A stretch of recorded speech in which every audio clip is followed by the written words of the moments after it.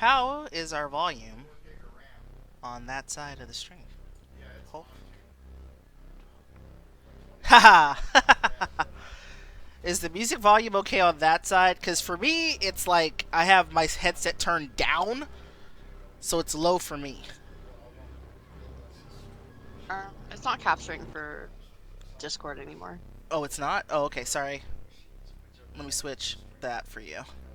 Okay. So, uh, oops, back. Streaming game. There we go. It all sounds good? Sweet. Stupid Pandora ad made you jump. Yes. Well, what's up, everybody? I'm Martian Cat. Bitch and Cupcake is here, who is my Friday night stream partner, but she's helping me do the voices. Oh, Let me turn her volume up a little bit more. sorry if I'm quiet. Oh no! I have you like under 100, which is not normally what I do. Well, There we go. sometimes we get loud in Dead by Daylight, so that's That's true. understandable. We do. Thank you. Even turning out the lights for turn out the lights for extra atmosphere. Very nice. Very nice. Very nice. That's a good idea. I know, right? It's not dark here though. In Arizona, it's only like 4:30 in the afternoon. So I'm in a basement. It's always dark here. Let me go cook that light off. so it's bright for me here. It's bright. Excuse me. My voice is kind of raw today. I had a really busy day at work. I'm a dispatcher, so I was talking and talking and talking at work today. I'm gonna hang in here as long as I possibly can. Basement is like the scariest place to play at lives. East Coast Canada. That where you are, Eric? Cupcake is also in Canada. Hell yeah, East Coast Canada. No, not gonna lie, I kind of wish I lived on the West Coast during COVID times. Christ. Hey Raven. Hey KT. Raven made the awesome new GIF that I put up on Twitter today with my Martian cat reading. It's so fantastic. I love it, love it, love it. So thank you for that.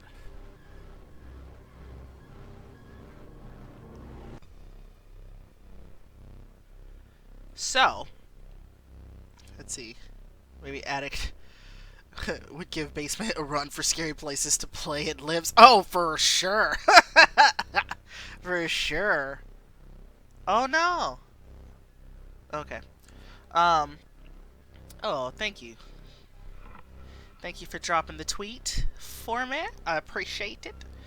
We're gonna do kind of like a little recap first, and then we'll jump right back into the business. Okay. So first, I probably should just ask, how's everybody doing? Happy Thursday. Play Choices podcast. I know you started streaming video games. How is it? I know it's different than recording a podcast and having to edit it because you're doing it live and everybody sees all the crazy. you know.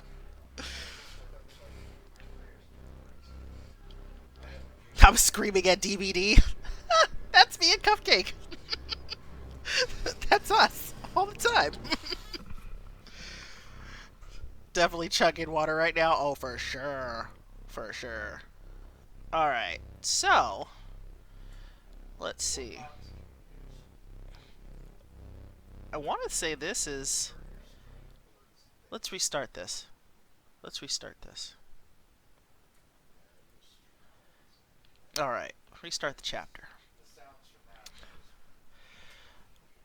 So, cornered, trapped, completely alone. Whatever you do, don't scream. We're on off the deep end. That's chapter 3.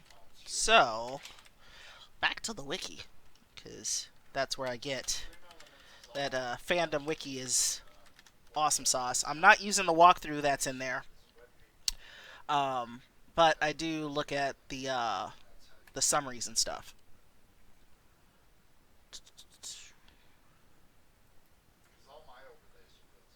So chapter 1, we meet our character. We named him Dwight. Dwight and his brother find his parents dead on the floor. That was kind of freaky. Mom, made some type of little weird symbol on the ground in her own blood. The scene was horrific. The brother freaked out. It was all scary. We end up living at Grandpa's house, a grandpa we never met, I think. Are we living in Canada now? Was that what everybody gathered? Because that's what I figured. I think that's where we live now. We live in a moose land now. Pine Springs. We meet Tom, who was in the previous game. And we meet super cute sheriff's deputy.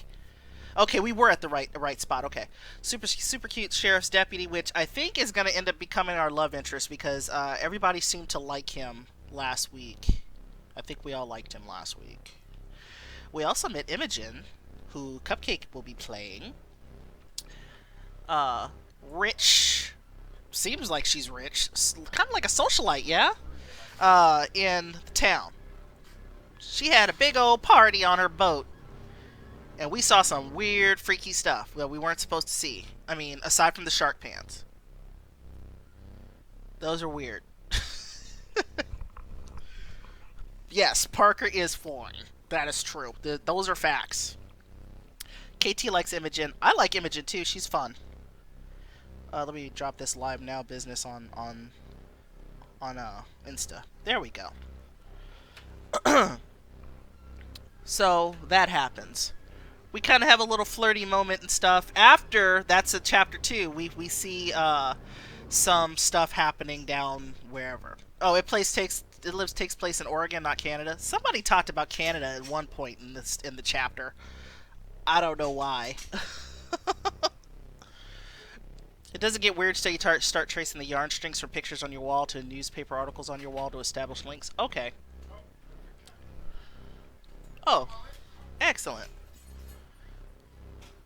You'll see later. Okay. I was like, wait. It's like, I don't know where we're living now. I can't remember. That was last week. So, on the party boat, this is in chapter 2, we end up meeting one of Imogen's friends. Oregon is basically like Canada. Close enough. No, not really. No, not really. And on the party boat, Imogen's friend, kind of gets all glassy-eyed and falls over the side. We see some crazy stuff under the water. Deputy helps us out, takes us back to home. Grandpa freaks out. Brother's tripping. It's all weird. Everything's nuts.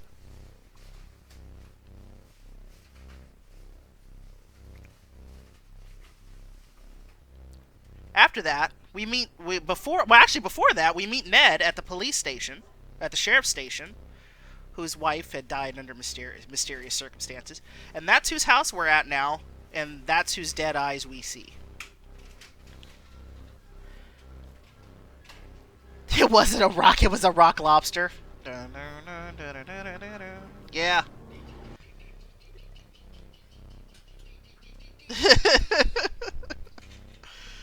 Let's see. You can't prove he's dead, he just ain't blinked yet. I like it. His face is all he has going for him. Are you talking about our deputy? Our deputy only has only has his looks. He's not very smart. Is that what we're saying? Jingo brought me French fries. Thank you, love. Because I'm hungry. All right. Ketchup's on the table. Back there. Parker's conventionally attractive. I'll give him that. Yes. Definitely need to make dinner, and the French fries are kidding me.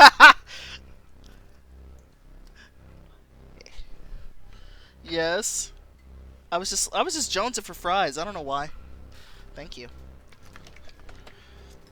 Does that mean he rates a hard 5? That's better than Chad. And Cupcake wanted me to make a Chad, so I was like, I can't do that. I gotta look at this character. So good though. I gotta look at this character. Like, I can't do that. Ned is dead. We're all talking about food and stuff. I'm sorry. You know, I mean, I should be put off my appetite by that greasy pizza on the table, but Wait, I'm Ned not. died? Oh yeah, dead eyes. I went Dun dun AFK dun. at the end of last one, so I missed what happened. Spoiler alert. Ned's dead.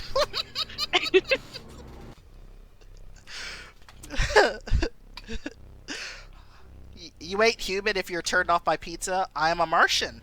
So I guess that's okay.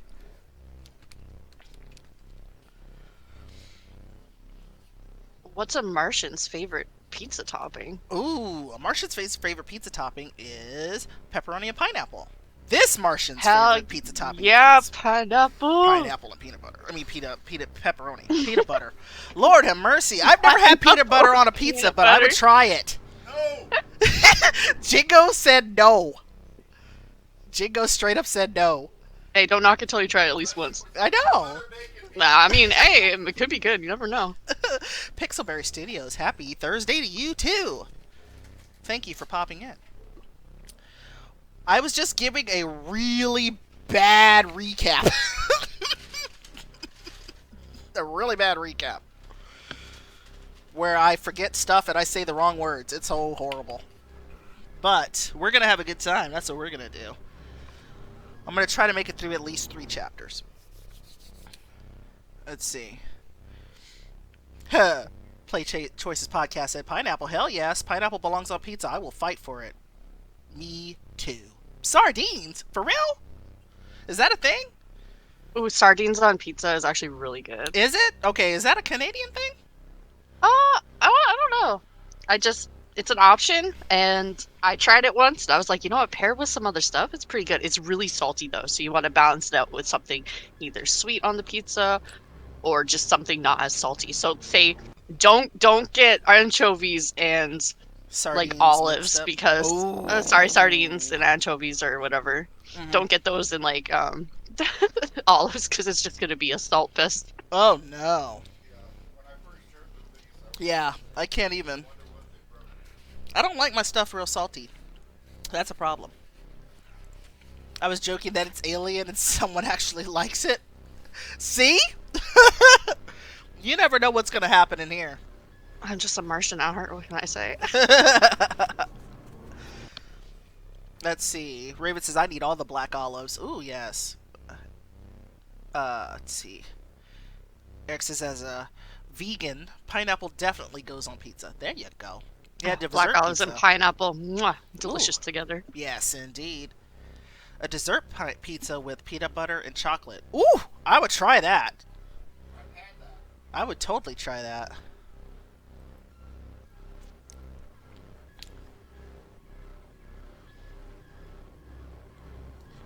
Okay, so I didn't completely mess up the recap.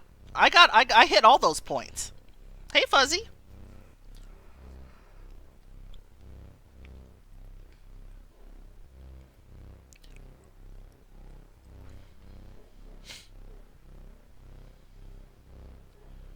Yes, we don't think the death was an accident because obviously we saw, or we thought we saw something under the water.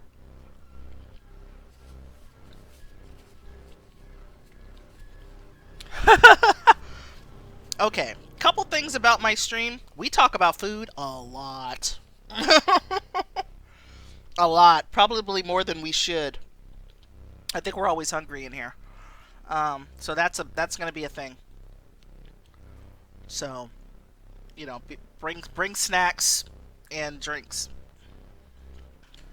I'm not sure we actually saw something, but MC said that they think they saw something.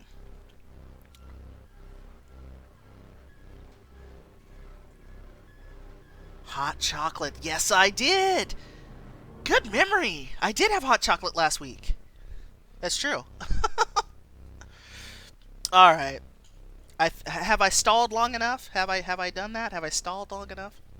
To be fair, so do Choices Books. We need to have a virtual stroganoff eating contest. Oh, yeah. I was reading some of the recipes from Slow Burn, and I'm like, I need to make this stuff. I need to make it. All right. Here we go. Ned's dead eyes stare through you as he bleeds out on the floor of his living room. Crouched behind the couch, you struggle not to scream. They killed him! On the other side of the couch, three hooded figures converse in low voices. What a mess. Grab his legs, we're gonna have to tear up the carpet. Ned's body is dragged out of sight, leaving a streak of blood on the floor. And you hear ripping sounds. Whew, I have to get out of here, Dwight says. Or Dwight thinks. Crawling to the end of the couch, you eye the front door, preparing to make a break for it until something catches your eye. That symbol on their robes, I've seen it before. Smash your heads with that rotting pizza box. Yeah. Apply first aid? No, he's gone. Ned's dead. Ned is dead. That rhymed. Let's see. Totally forgot. This is GOC. Familiar symbol. The one that Mom put on the floor.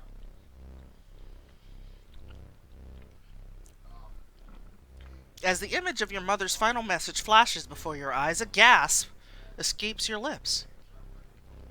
What was that? You clamp your hand over your mouth and pull back behind the couch, heart hammering in your chest. Lock the door. There's someone else here.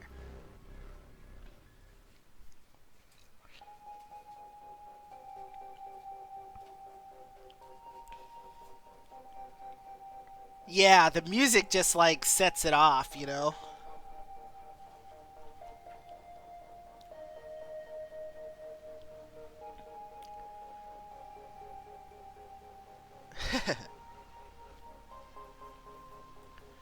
Chapter 3, Off the Deep End.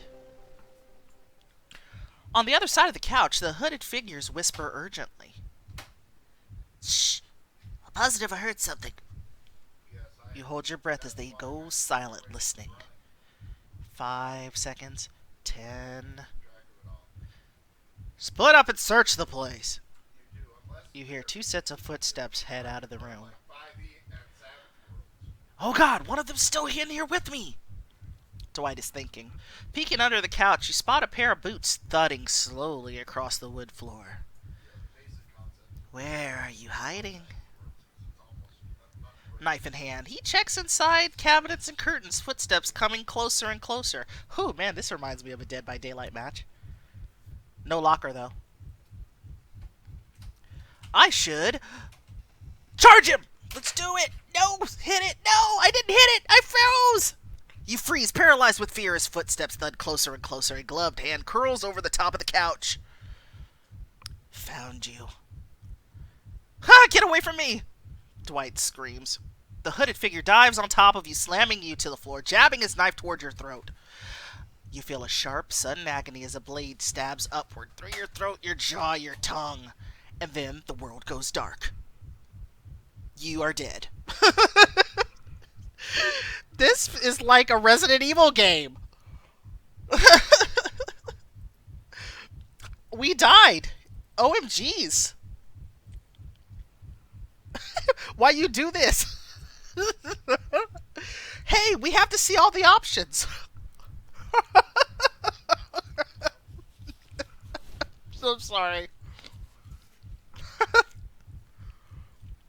Killing my main character is like one of the hallmarks of my channel. Short stream, we're done. Call it a night.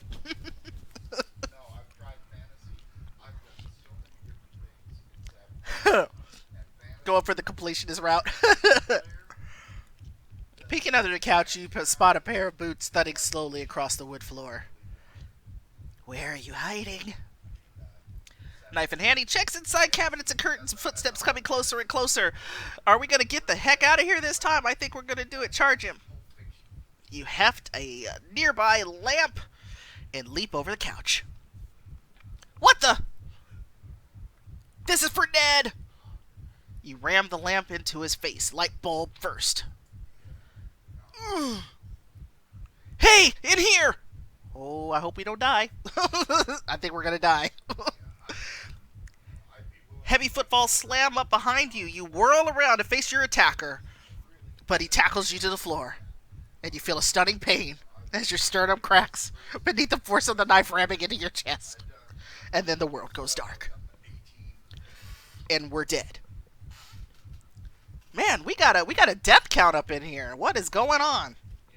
Parker's not gonna have a partner. Dwight, let's count how many times Dwight dies. Parker's not gonna have a partner anymore. No. You misread footfalls as footballs. K.O.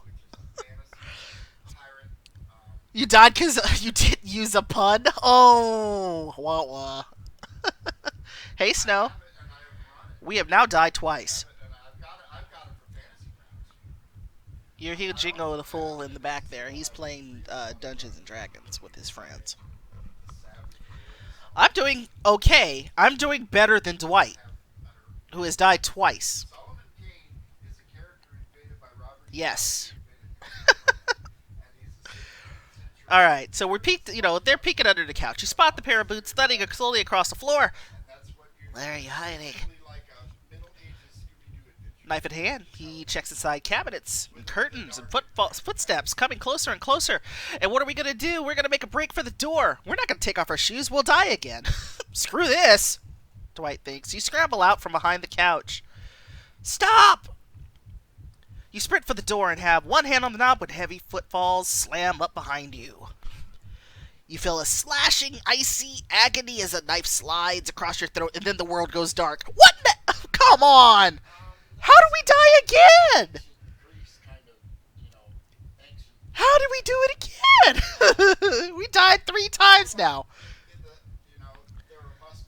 Man, if you're keeping track, yikes. That's 3. It's 3 times. Peeking under the couch, you spot a pair of boots thudding slowly across the wood floor. Where are you hiding? Knife in hand, he checks inside cabinets and curtains and footsteps coming closer and closer. And what do? We're going to remove our shoes because that's the only option left. You slip off your shoes and carry them, padding silently around the side of the couch as the hooded figure approaches. Maybe here? You hear a cabinet door slam open. This is an amazing tutorial on how to die. Yeah. You slip around the corner and into the hall. You start down the hall toward the kitchen. Light from a back door slants across the darkened floor. Whew, almost out of here, Dwight's thinking. Suddenly, the floor creaks under your foot. A shadow blocks the light. What was that? Crap. You dodge into a nearby closet and carefully pull the door closed. Quick, jump in a locker. It's the trapper. No, wait. With these 3, it'd be Legion, wouldn't it? You hold your breath in the darkness, heart pounding as footsteps creak down the hall and pause in front of the door.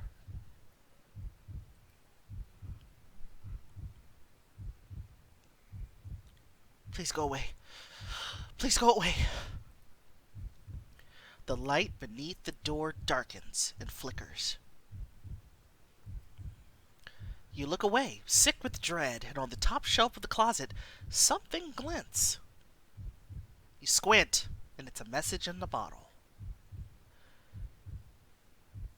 Man, that heartbeat is a trip. It's one of those journal pages. How did that get here? If you're careful, you might be able to reach it. I have to know what's in there. I have to see it. Grab it. Let's go. Come on, Dwight. You stand on tiptoes. You reach up over your head, fingertips brushing the edge of the bottle. Almost got it. The bottle wobbles and tumbles toward you. Oh no! You fumble, catching the bottle in the crook of your elbow and freeze in an awkward position, holding your breath. In the hall, the floor creaks and the shadow beneath the door disappears. Whew! Too close.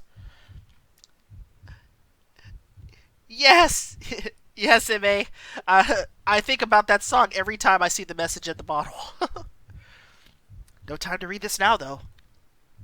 You quietly uncork the bottle and stuff the message in a pocket. Shoes in hand, you ease back out into the hall, listening intently. To your right, a shadowy figure searches the kitchen. To your left, another prowls the living room. Damn it, they're blocking both exits! You head for a nearby staircase and quietly creep up to the second floor.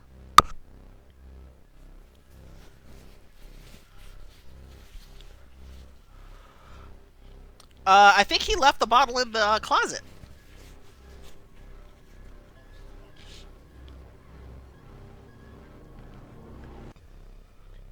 You enter a bedroom and pull the door closed with a soft click.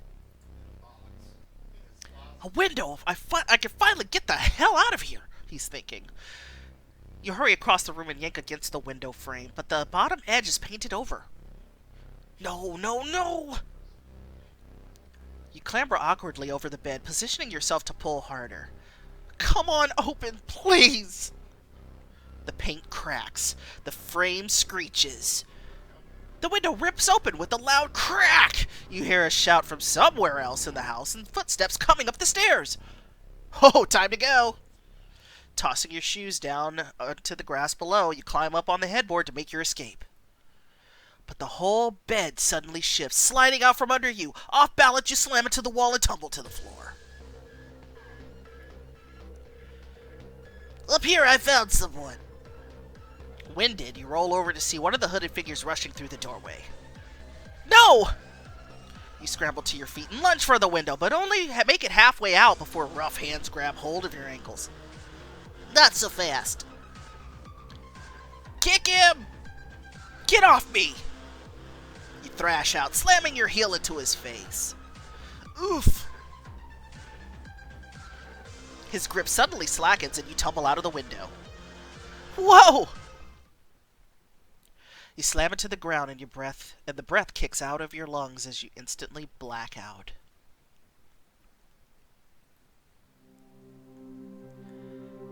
Back at home, your eyes flutter open. What? Where? You lift your head and realize you're back in your bedroom, nestled comfortably beneath the blankets. Was all that a dream? You think back on last night and then sit up sharply as the image of Ned's dead-eyed stare comes back to you with a surge of adrenaline. No, no, no. No way! No way! You jump out of bed and stumble over your shoes sitting neatly side by side on the floor. What the hell is going on? You run downstairs and find Elliot eating at the dining room table while Grandpa busies himself at the stove. Morning, Dwight.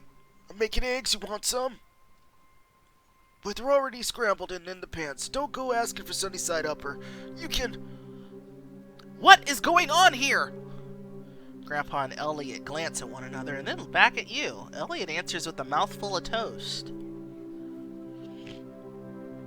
Breakfast? What happened with Ned, the house, the guys in the hoods? I think you need to drink some coffee, kid. Yeah, sounds like you haven't woken up yet. But, how did I get here? Derby! You came down the stairs, Elliot says. Dwight says, before that. Elliot says, you went up them? Elliot's Dwight's brother. No, listen to me, I snuck out last night. You what? Grandpa asks. I went to visit Ned Mallory and talk to him about what happened to his wife. But then a bunch of guys in hoods showed up and killed him, and they had this symbol on their robes like the one Mom... Elliot drops his silverware with a clank. Elliot says, okay, I'm gonna stop you there. I don't need to hear about the crazy dream you had. Dwight says, it wasn't a dream, Elliot. It happened in real life. Really? Because you were there when I went to sleep, and there when I woke up, and I didn't hear anything. Grandpa, did you? Grandpa says, Nope. and I was up at least 5 times. Elliot says, wait, you got up 5 times? Why? Grandpa says, Because I'm old, Elliot. Dwight says, look, I don't care what you two think. I know what I saw. And we all need to leave. Grandpa says, excuse me? Dwight says, we need to pack our things and go right now. This town isn't safe. Your grandpa scoffs. Grandpa says, I didn't spend 30 years paying off a mortgage to abandon it just because you had a nightmare. Elliot says, I don't want to go either. Especially after he met that, really cute guy in the last chapter. Dwight says, seriously? You didn't even want to come here in the first place. Elliot says, well, that doesn't mean I want to pack up and move again either. Grandpa wraps his spatula against the pan and turns to you with a sigh. Dwight, look. I'm no good at this touchy-feely stuff, but you two have been through the ringer the past couple of weeks. What happened with your mom and Todd, that's... Grandpa shakes his head sadly, turning back to the stove. Awful. Just damn awful. Seeing something like that would give anybody nightmares. Yeah, you could say that again, Elliot said. What do you mean? Is everything... But before you could finish your sentence, Elliot glances away. Your grandpa steps out from behind the kitchen counter with the plate of scrambled eggs and awkwardly thrusts it at you. Here. What do you say we put the bad dreams back in the box and just eat some breakfast, huh, kid? Elliot deserves the world and a hug. I agree. Elliot's sweet. I should say, maybe it was a dream. You take the plate in both hands, frowning. It felt so real, though. Bad dreams always do, don't they? He's not wrong. Your grandpa reaches up and pat your shoulder, but hesitates awkwardly and then notices his watch. Oh, 1 second.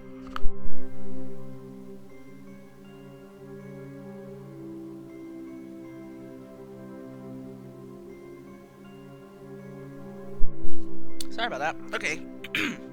Ah, hell. I just remembered I got a repair call this morning. I'm gonna have to skip breakfast. Elliot says, whatever.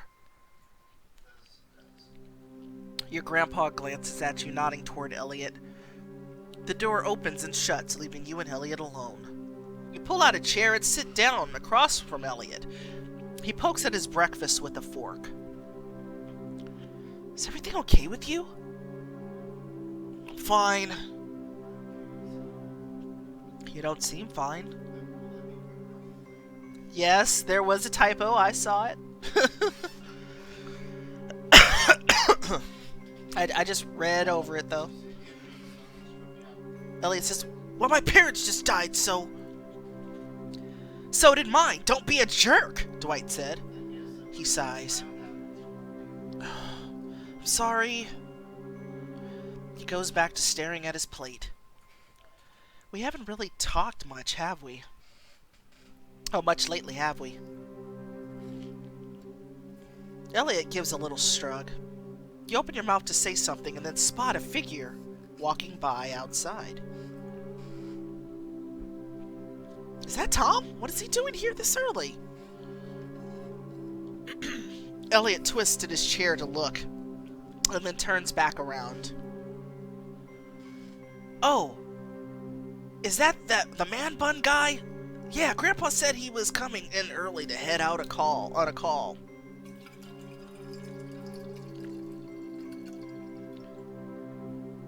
He also said Tom's hours shift around a lot, so we shouldn't freak out if we see him around at night or whatever. Huh. I wonder why that is.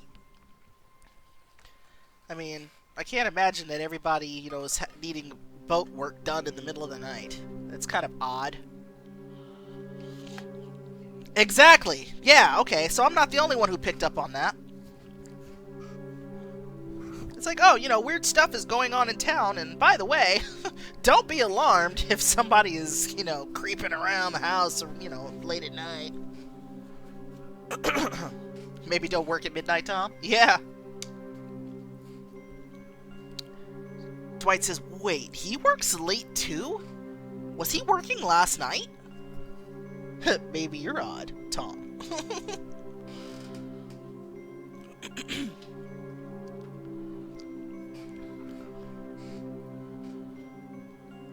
Elliot says, how should I know? He glanced toward the window, mind working. If Tom was here last night, he must have noticed something. I've got to talk to him before he leaves. You start to get up and then notice Elliot is still stirring his breakfast around and hasn't taken a bite in several minutes. Although, maybe I should try again with Elliot.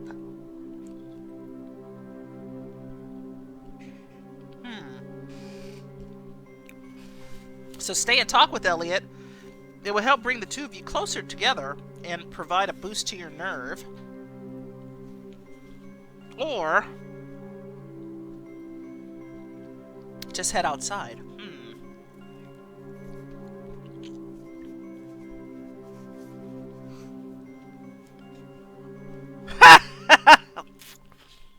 The bottom of the list. Oh my gosh. That was a good one.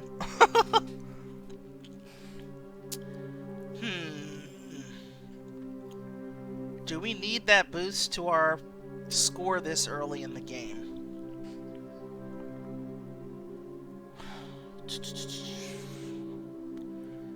You know what? I'm gonna chance it. We're just gonna head outside. With a sigh, you push up from your chair. I think it's hilarious. That's just me, though. I'm sorry, I have to go, but talk later? Whatever. You roll your eyes and then yank Elliot into a squirming hug. Hey, come on, let go. I'm trying to eat breakfast. Dwight says, okay, but we're gonna talk later. Yeah, okay. You make your way outside and head toward the workshop. But halfway there, you freeze mid-step. Wait a minute, the message I found! Nope, robotic. Nope. Wait a minute, the message I found, Dwight says. You pat your pockets frantic. Aha! I knew it! You pulled out a crinkled page, unfold it, and read. Screw Elliot, he just brings down the mood. No hugs get between me and my jelly toast. What's your favorite spread for toast? Your favorite jelly? I like a good strawberry jam, personally. But lately, I've been addicted to this, it's an olive oil and sea salt butter. Oh my god, so good. Classic grape jelly. Strawberry. See, Carrie knows what's up. Strawberry. You don't have a preference? Apricot jam. Ooh, that's good stuff.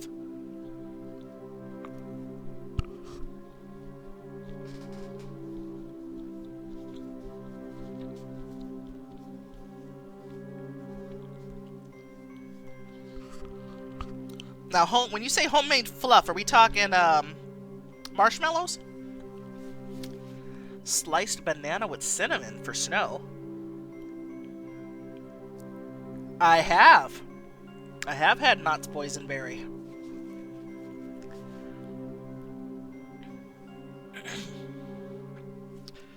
One of the best things at Knott's, no joke, is their chicken. They have really good chicken. If you've never been able to eat at the restaurant that they have there, they have really, really great chicken. And biscuits. Let's see, an unhealthy amount of butter. Yes. Yeah, I have to melt down vegan marshmallows. Hey, that's alright.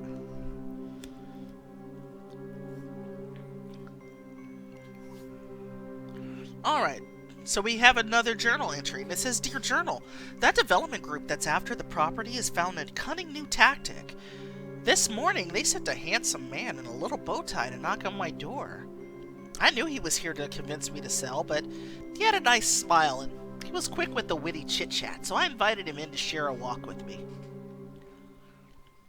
We took a stroll down by the river and almost had a nice time. Unfortunately, since I have no intention of selling my land, our argument quickly turned into an argument, and I told him to get off my property and stormed away. Then I heard a splash. I turned around just in time to see him vanish under the water. I thought he must have tripped at first, but I've been replaying the moment in my head, and the more I do, the more convinced I am that what actually happened is the river rose up and grabbed him. I leapt in after him, but by the time I got the poor fool to shore, he was half drowned and completely terrified. Without another word, he ran to his car and drove off. I don't know why, but I'm positive that what happened was my doing. The power in this place, it was responding to my anger. I'm connected to it somehow. I have to learn more. The entry ends here.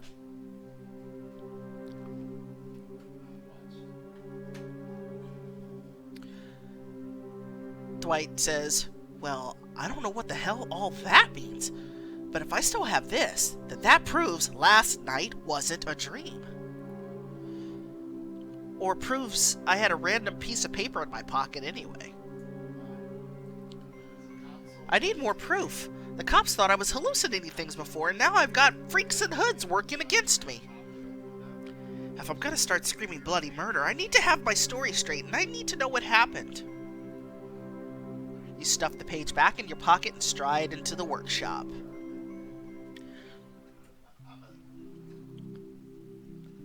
Oh, cool. I'm glad that you're getting to see him. You hear banging as you enter the boat shop, but you don't see anyone inside. Tom, are you here? Tom slides out from under an elevated engine, his bare chest glistening from exertion. Hey, Dwight, I didn't hear you come in. Shirtless Tom. Are we happy? Stare at his chest. Hey, Dwight? Huh? What? My eyes are up here. I love it.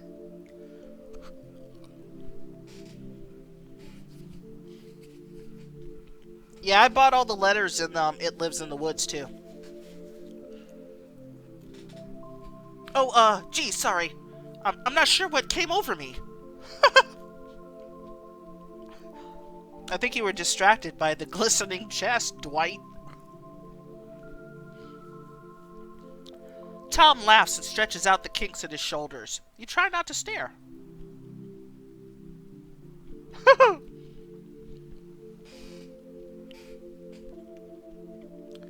Murder is probably bound, yeah. So Tom says, did you need something? You usually work late, right? Did you see anyone coming or going last night?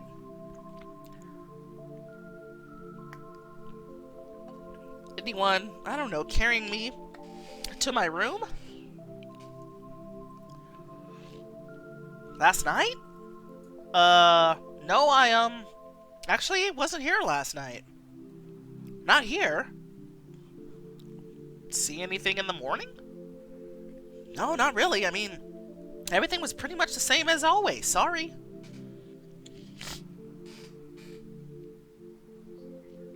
You look kind of shaken up. Is everything okay? Did something happen last night? Tom asks. Last night, I almost died. Not almost died. We actually died. But we can't tell him that, obviously. Tom rocking the man bun. Yeah, he is. Oh God, are you okay? What happened? Are you hurt? I have bandages. Here.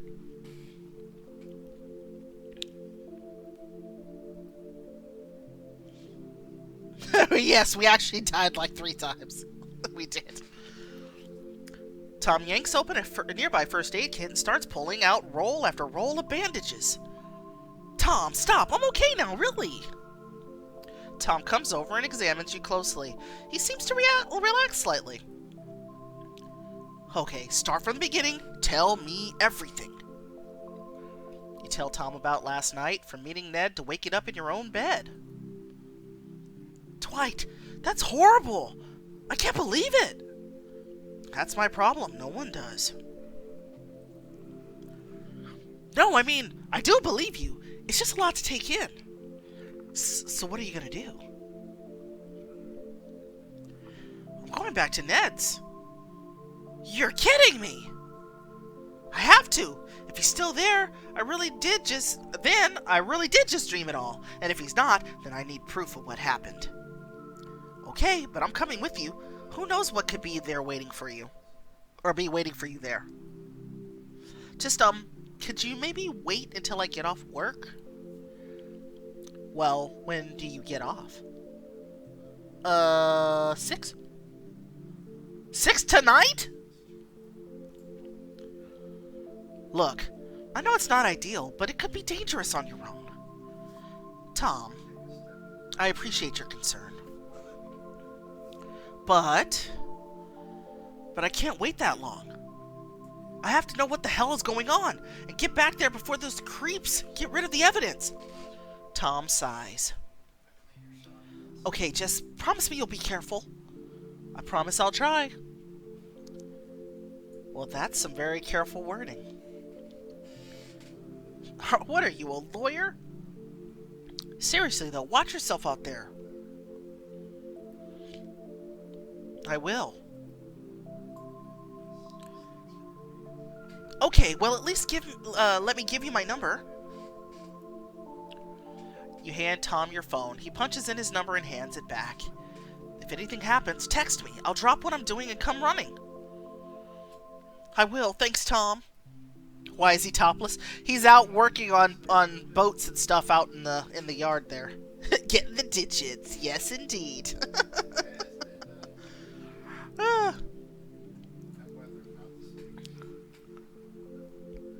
You start toward the door. Dwight? Yes, Tom? I was just gonna say, before you go, you might want to change out of your pajamas. You glance down at your clothes and then back up at Tom.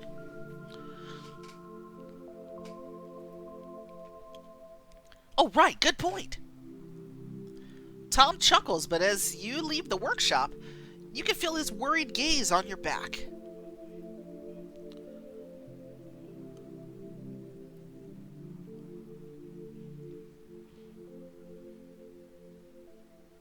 After a detour to change, you hurry across town and back to Ned's house. The street outside is eerily quiet. Swallowing hard, you walk up the front steps and see that the front door is slightly ajar. The house! It's empty? Lost. Dwight screams. You spin around and come face to face with Imogen's mother.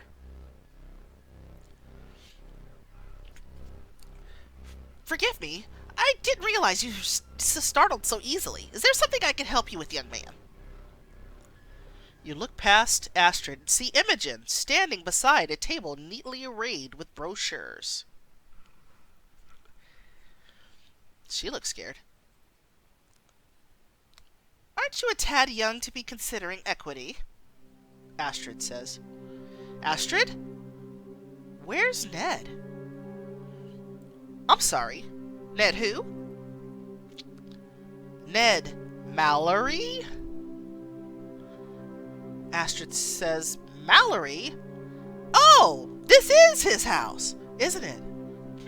Well, he's not here, clearly. You hear banging sounds from elsewhere in the house. What was that?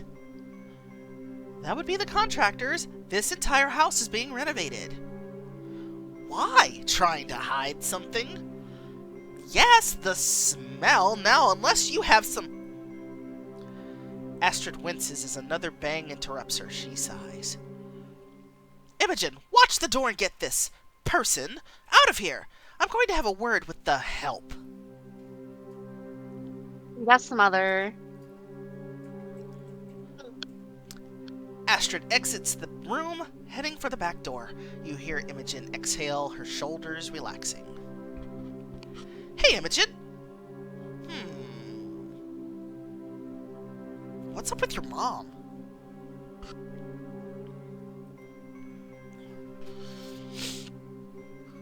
I know she can totally come off a little chilly, but I promise she's not like that all the time.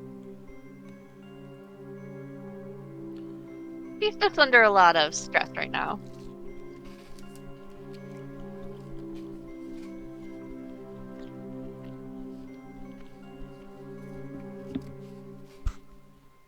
This last minute throwing really threw her off her schedule.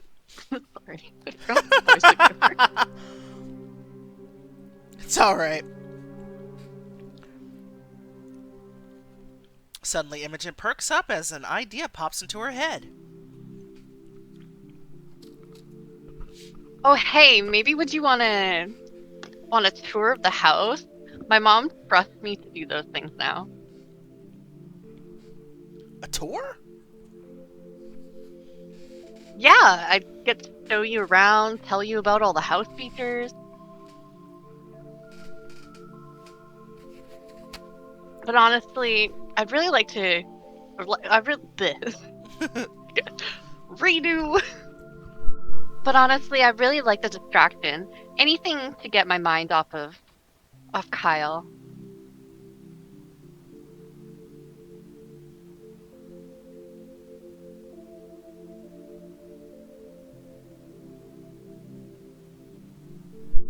Take a tour of the house to find evidence, spend time alone with Imogen, and see what she knows about Ned's disappearance.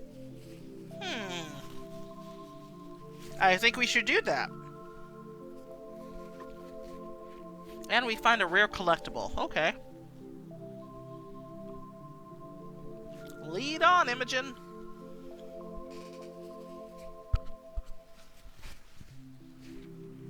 You know what? I'd love a tour. Of course you would. I'm only just the best. Sorry. Of course you would. I'm only just the best tour guide in all of Pine Springs.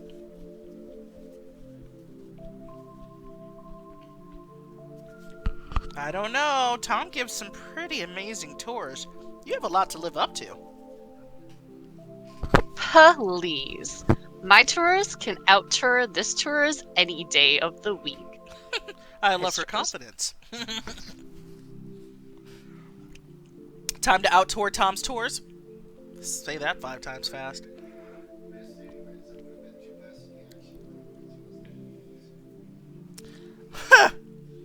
Maybe. Well, then after you, my lady. Well, the spending the time with Imogen doesn't give us a boost to the score.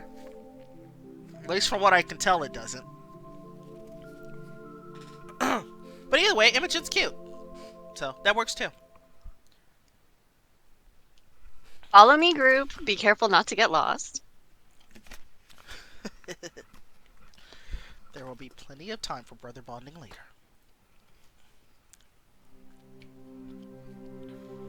You trail behind Imogen as she gestures grandly and explains the details of the house.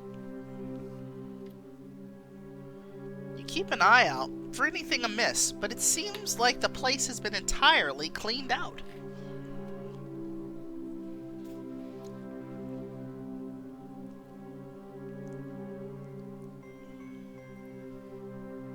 Hey, Imogen. Don't you think it's weird Ned was just in town yesterday and now he's selling his house? Yes, I hadn't really thought about it like that.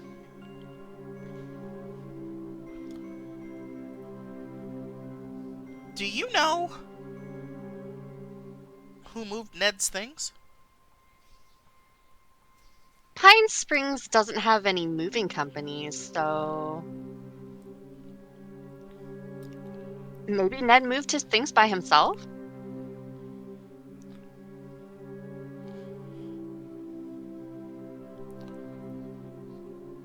The whole house on his own in one night? I I don't know. When you say it like that, it sounds pretty impossible. Dwight, that's because it is. Did anyone help him? Was anyone else here last night? How am I supposed to know? I was out having dinner with my mom. Imogen stops walking and turns to face you. Dwight, what's going on? You're being weird. There's things going on that I can't talk about. But I need to know I can trust you. Of course you can trust me. Just tell me one thing. Anything.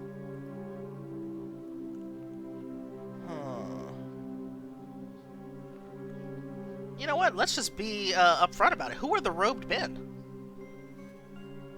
Robed men? What robed men?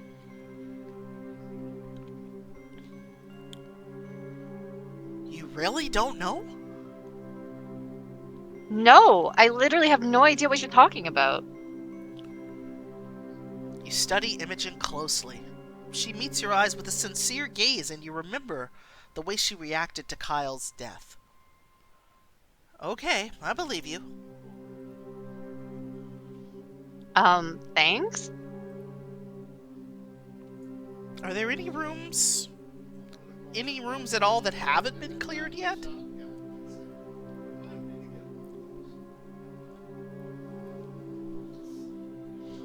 No, everything was already gone when we came to this when we came here this morning. Came in this morning. I cannot read today. I apologize to everybody. It's okay. I get stuff mixed up too. It's a cold read, so you just, it's gonna be random. Oh, except the basement. But my mom told me not to go down there. She said it's dangerous. Uh-oh. Bodies in the basement. Oh. Dangerous how? It's full of building materials and tools for contractors or something. Which one's the door to the basement? But we're not supposed to. Imogen, please. You're asking me to go against my mom, and you won't even tell me what's going on. How am I supposed to trust you? You're just supposed to, okay? No, I'm just kidding. Trust me, because Kyle's death wasn't an accident. What? We both know it. You saw how weird Kyle was acting right before he died. And as for me, I know what I saw. Oops, sorry. What did you see?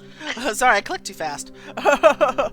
You considered telling Imogen about the thing that grabbed Kyle, but you sense her hesitation and quickly decide against it. I'm not sure I'm ready to tell you that yet. The point is, there's something seriously messed up going on in this town, and people are working very hard to cover it up. You're right. Kyle's death wasn't an accident, no matter what Chief Kelly says. But what are you gonna do? I'm going to find out the truth and bring it to light. I promise I'll tell you everything as soon as I can. But for now, I just need a little faith. Imogen exhales a deep sigh and then smiles. Okay, Dwight, but we have to be fast. If my mom catches us, we're dead. Thank you. You won't regret this. The basement stairs creak as you descend. Imogen clicks a light switch, and an old bulb flickers on. I thought your mom said there were building materials down here. She did. There's nothing down here but old junk, though. Why would she lie? I don't know yet. A reflection catches your eye. You move toward a small spot of something on the floor. Imogen, look at this! You kneel to examine a puddle of tacky liquid on the floor. It's deep red. Oh my god, is that...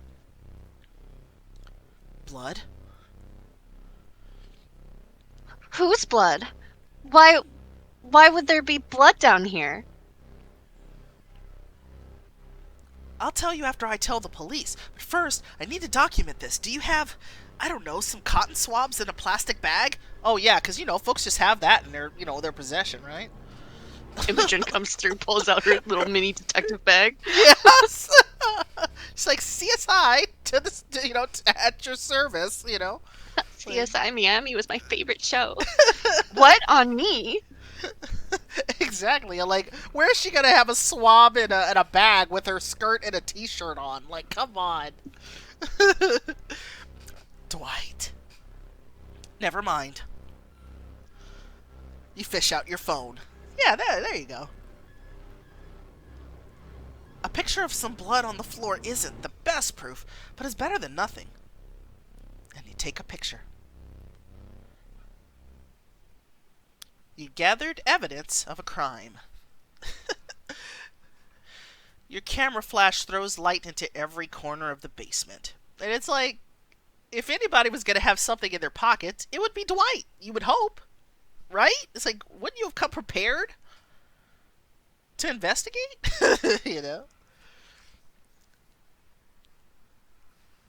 But, it kind of, messes with everything. It's like, take the picture. That's what everybody else would have done. I know I would have.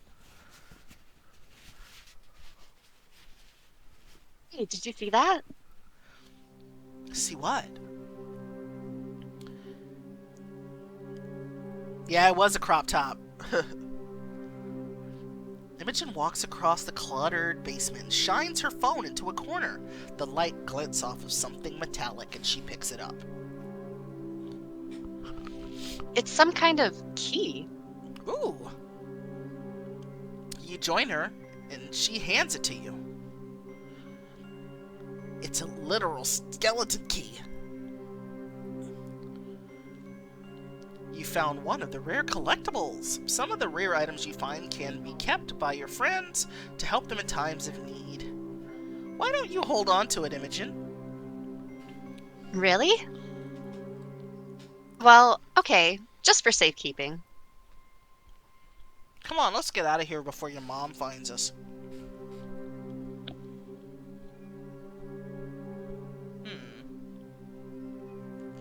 Okay, so we got the key.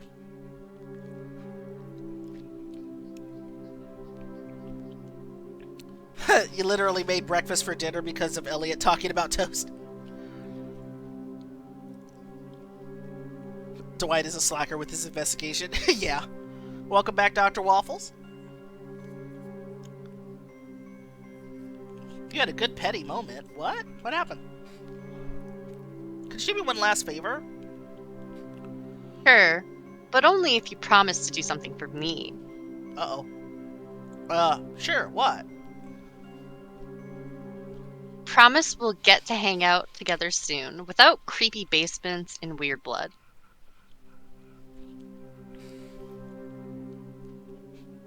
I think I can manage that. Awesome sauce. Now what's this favor? Can you keep all of this between the two of us for now? And don't let anyone touch the basement until I get back with the cops. Okay, but the next time we hang out, I expect to get all the deeds.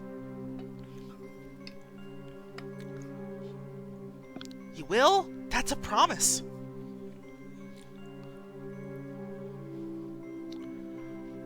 Your heels click against the floor right before Astrid re-enters the room. My apologies. It is so hard to find good help these days. I should really get going. Oh, so soon? Yeah, I have, some things I need to take care of. Thank you for stopping by, even if it was only to gawk. Bye, Dwight. I hope I'll see you around. You too. We should do brunch one of these days. Brunch. Yeah. One of these days. You hurry out of the empty house and back onto the sunny streets of Pine Springs. Out of breath, you arrive at the police station. Parker looks up from the reception desk, smiling when he sees you. Hey, it's our deputy! Dwight, hey, can't say I expected you back so soon. What can I do for you? I'd like to report a murder. Parker bolts out of his seat, hand on his holstered gun. A murder? Where? What happened? Is anyone in danger? No, not anymore. He's dead. Who? Who's dead, Dwight? It's Ned Mallory. Parker sits back in his chair, confused. Ned Mallory? What do you mean? He's gone, Parker. He was killed. I saw the whole thing. That's impossible. Ned Mallory is... And just then, the door to Chief Kelly's office opens. He's talking to someone inside. Who is he? No, it can't be! Chief Kelly turns to face you as the person he was talking to steps out. It's Ned! That's not weird or anything. Why is this man touching his gun? I know, right?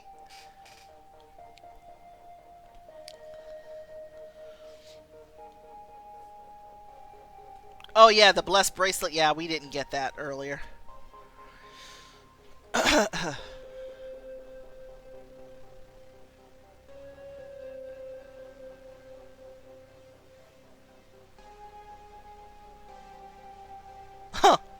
Oh, Dr. Waffles, that's funny. So maybe it saved Ned's life? Oh yeah, that's right, we didn't take the bracelet from him. Ooh. Ned? I've never read this story, so no dropping spoilers, eh? Don't do that. No es bueno.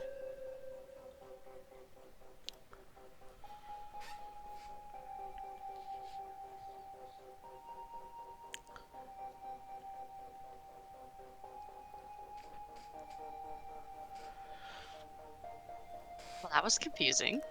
Yeah, I'm like, Ned? wait, what? I wasn't expecting that. No, me neither. I was not expecting Ned to show up at the end there. You know. Okay, Tom is still haunted, but his points went up a little bit because we were looking at his chest and admiring him. Imogen is still haunted. She had a few points go up. Yeah, going for the gun did seem overkill. It was kind of like, wait a minute. Yeah, also sadly realistic. Oh, yeah. Parker is still haunted. Someone we don't know her name, but we met her the last time. She's haunted. We're rattled. 72 of 500. We're still haunted. Oh boy. Alright, so we do have the key. We didn't take the bracelet. And we haven't seen some of this other stuff yet. And I don't think we have anything to unlock this box either. We haven't seen anything there. Oh, is that her name, Danny? Because she didn't tell us what her name was when we met her.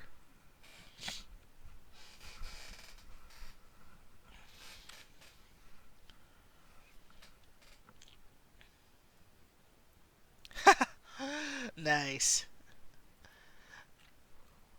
Alright. I'm going to just take a break for just a few minutes here, and then I will be back.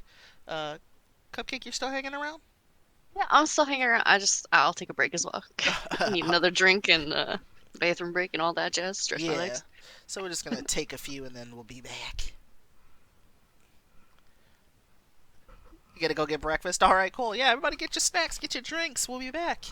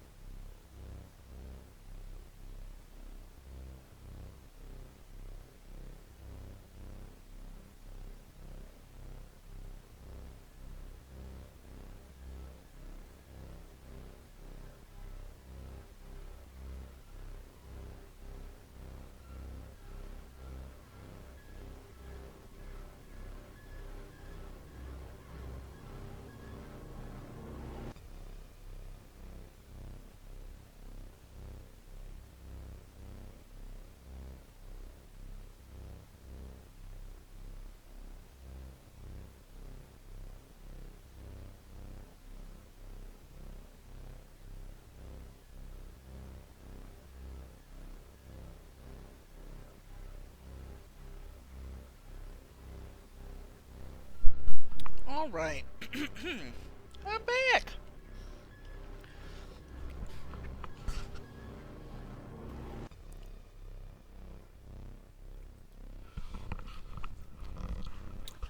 Yeah, were you gonna send me a message or something, Belle?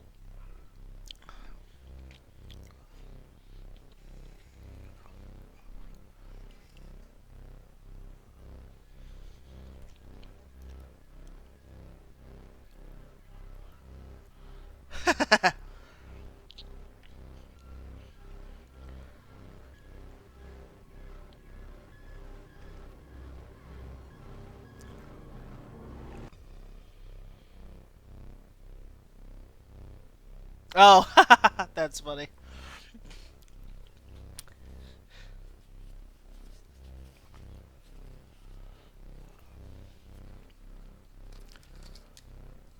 I do, or Belle does?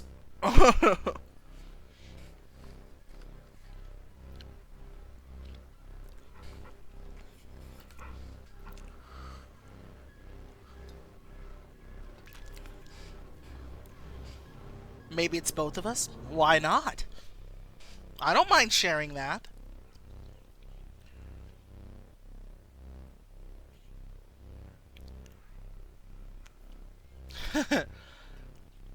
Kind of giggling a little bit. Got some really cool like messages and stuff about the streams. Uh, and then I've had a couple of friends who have started playing choices because of streaming it and me talking about it and stuff. I thought that was cool. And it's funny that both of them started their choices journey with the nanny affair. I was like, oh my god, like y'all, just too much. But I like TNA. Sorry, I do. I love that story. I read it more than once. No regrets.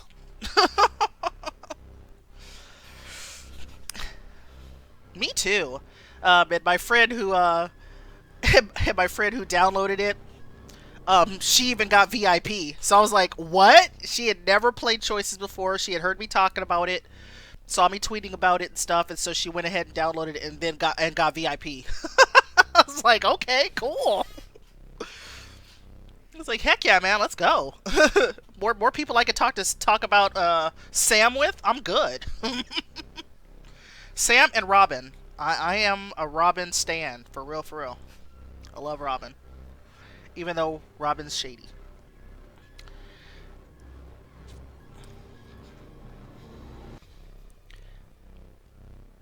Robin can be shady. With his making Sam jealous. Or, well, with their making Sam jealous. Because you can play Sam either as a man or a woman. You like Sophia? Oh, no! You do? Oh, no. Sophia's alright. Sophia's alright. I'll give her due. She's wicked. I like her. Yeah, I did not like her in the beginning. But, later on, and, of course, we're not going to talk about that. We're not going to talk about why. But later on, I started to like her. I was like, okay, she's my kind of witchy poo. You know what I mean? I like her. I do like her. I'm back. Welcome back. Thank you. Yeah, I was just talking about I had gotten well, actually, before I left work today, one of my friends had told me that they downloaded Choices and got VIP. Oh, nice. I know. I was like, what? Okay. It's like, yeah, you kept talking about it, so I had to download it. I'm like, okay, awesome. So that was cool. And I've got some really nice comments and stuff about the streams that we've been doing this last month. So that was cool. Cool as well. It's always nice to hear from folks and hear that they like it. They like what's up. And, like the story. They like how we're doing it. Like seeing Choices being streamed. So it's awesome. Alright.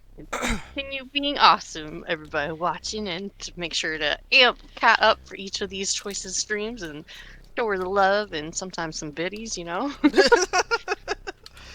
The other voice in the chat is Bitchin' Cupcake. She's been reading Imogen for us here. She's my Friday night stream partner. We're going to be playing some Dead by Daylight tomorrow, if you want to hang out with us. Let's see.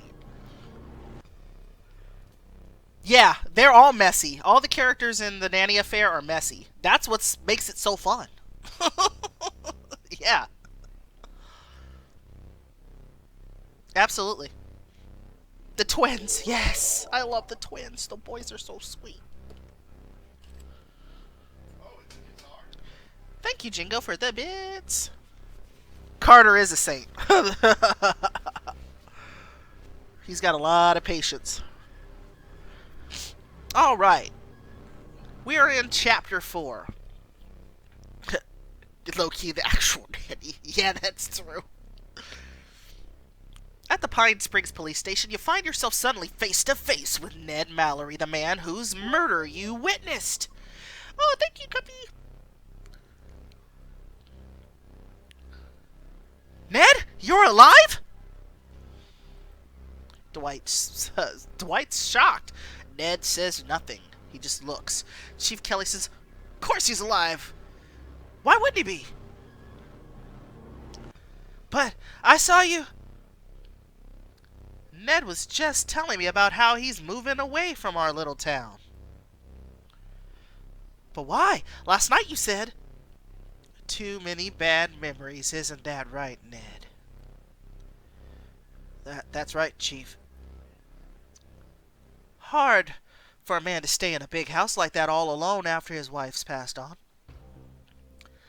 Kelly claps Ned on the back comfortingly. "This doesn't make any sense," Dwight says. "Ned, you were stabbed! There was blood!" Chief Kelly says, "You're the one who's not making sense, Dwight. Does this look like a man who's been stabbed?" The gaslighting, I know. I know. Dwight says, "Well, no, but he's just about as whole and hale as a man gets. Right, Mallory?" "Right, Chief." "Ned, come on, talk to me.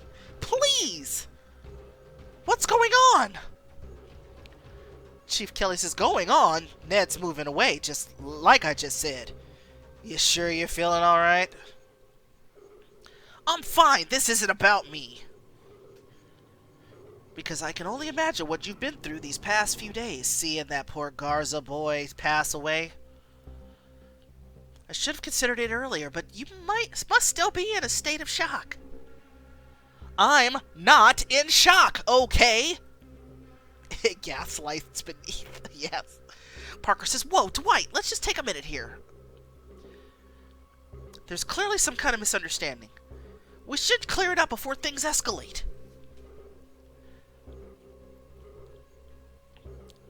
Chief Kelly says, "That's alright, son. Sometimes when people are in pain, they lash out. Dwight has been through a lot recently. It's not his fault." Chief Kelly puts a gentle hand on your shoulder. "Once I'm done dropping Ned off at the train station, how about we see to getting you some counseling, alright?" "I don't need counseling, Chief. What I need is..." Kelly doesn't seem to hear you as he checks his watch. "Oh, hey, speaking of that train, looks like we're getting close to missing it. Come on, Mallory, let me walk you out." Yes, he absolutely went there. The fact that Ned isn't speaking is suspicious. Yes, it is. Wouldn't want to miss that train. Ned starts steering Ned out. Kelly starts steering Ned outside, but you grab him by the shoulders, forcing him to face you. "Ned, please! It's me! Don't you remember?"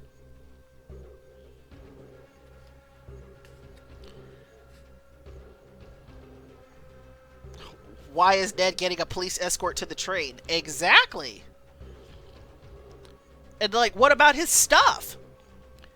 You look into his eyes, searching, but Ned just stares back at you, his eyes empty, like he's never seen you before. Startled, you let go of him and the two men disappear through the front door. Oh, bad jokes? Okay, I can tell a bad joke. Give me a moment. Hey! Hey, wait! You shake yourself out of your daze and race after them.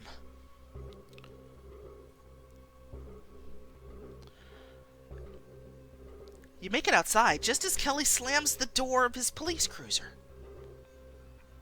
VIP police experience, yeah. Does he even have bags? I know, it's like, I didn't see any luggage. You know, where's his U-Haul if he's going to be moving all of his stuff? That house is pretty clean, and it had a lot of stuff in it. Hey, Mary.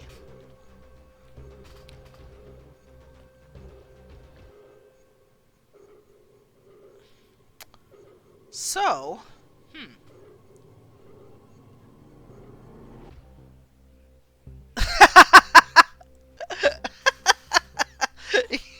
oh, jeez.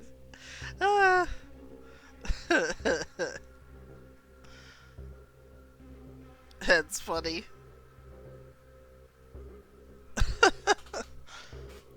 Unexpected romance, but I like it. Yes. That's so funny. Hey, wait! Dwight shouts. The car starts to pull away and Ned turns to stare at you from the rear window. Ned. He turns away from you helplessly. You watch the car drive down the long road until it's completely gone from your sight. What is happening? Alright, so Jingo redeemed some points for bad jokes. Let's see. Let me see what I got.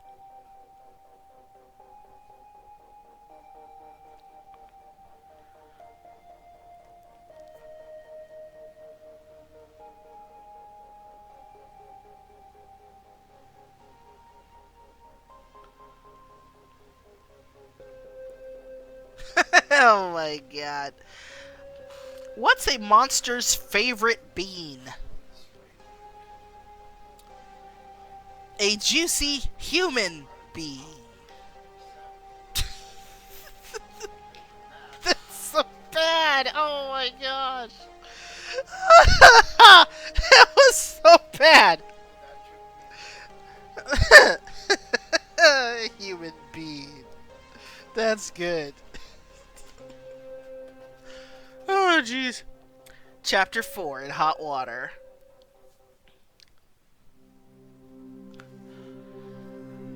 You hear the door bang shut behind you. Parker appears by your side, looking worried. Dwight, what am I missing? What's going on here? What? First, you come in telling me that Ned's been killed, and then this. If I told you the truth, you'd tell Chief Kelly. It is my job to report to my boss. But if it's that important to you, I promise to keep it between us for now. It's not easy to explain. Take your time. Ever since I got to Pine Springs, I started to think something's not right with this town. Yeah, not after the gun grab. Like, no. There's a weird curfew, bars on the windows, a man is drowned, and last night, Ned was murdered right in front of me. But Dwight, you saw him, same as me. He's alive as alive gets. I can't explain that, okay, but I saw him die, Parker, I swear. You say Ned was murdered. Can you give me any details? I'll tell you... Ooh, what should we tell him? The how, the where, or the who? I think the who would be a little nuts.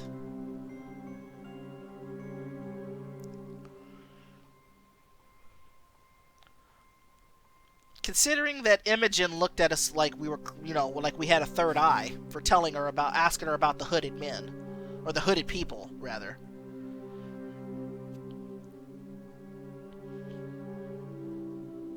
Yes.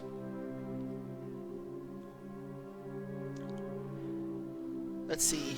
Dwight was screaming how he died, right? Knifed? I feel like everyone heard how in the station, right? I don't think it matters too much. Let's see. So Play Choices Podcast asked, if you were Dwight, would you be this open with everyone about the weird stuff you're seeing? And that's a question for everybody. That's a good question. If I were Dwight, I would probably tell Tom, just because it seems like he might know more than he let on. Yeah, I wouldn't tell everybody.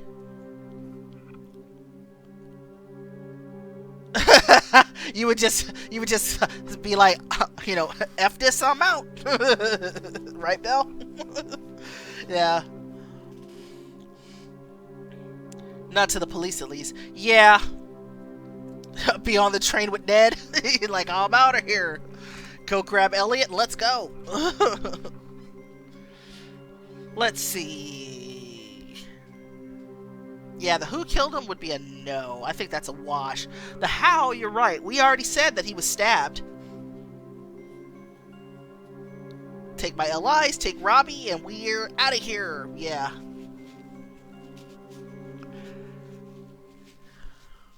I'm gonna say the where. Hey, Ozza. In his house last night when I went to talk to him about his wife. His house? Can you take me there and show me? You heard Chief Kelly? He's moving away. I just came from his house and it's completely empty. That's pretty suspicious timing. Exactly!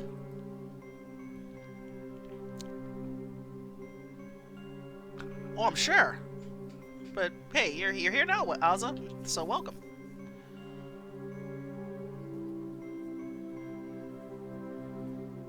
Wait.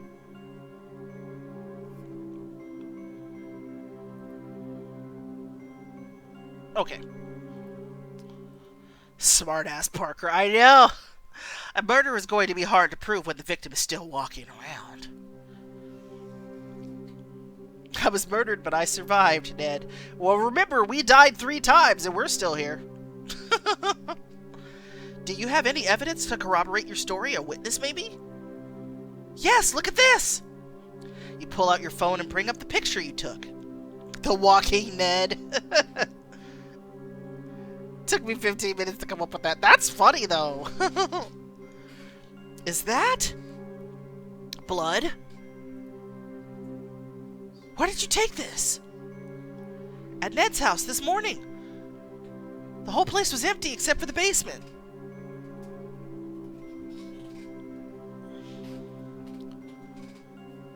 That's evidence, all right. I'll head over there later and look into this. But what about Chief Kelly? Off the books for now. You're my kind of guy, Parker. Thanks. In the meantime, is there anyone you can think of who might have seen anything? Heard anything? Not that I can think of. Wait! There was a girl there outside of Ned's taking pictures. Sounds like a lead. She said she's a barista. There's just that one coffee shop on Lakeview, right? Hopefully she's there today. Yeah, boy. I know, right?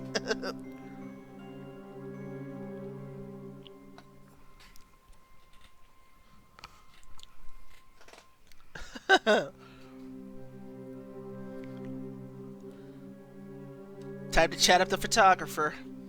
Wait, are you planning on investigating this on your own?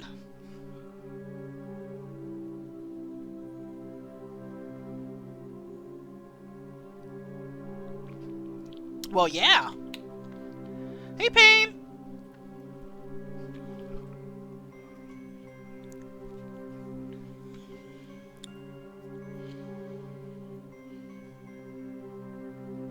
And you're gonna get yourself into trouble, aren't you? Trouble? Absolutely. Trouble is my middle name. Well, no, it's not. I don't know why I said that. Parker sighs and scrubs his hands through his hair. Look, as a police officer, I can't condone you going outside the law, but I do get off work at 8. I do get off at work at 8. You mean you'll help me? On the record, I said no such thing. Just try not to do anything reckless before then, all right? Almost definitely.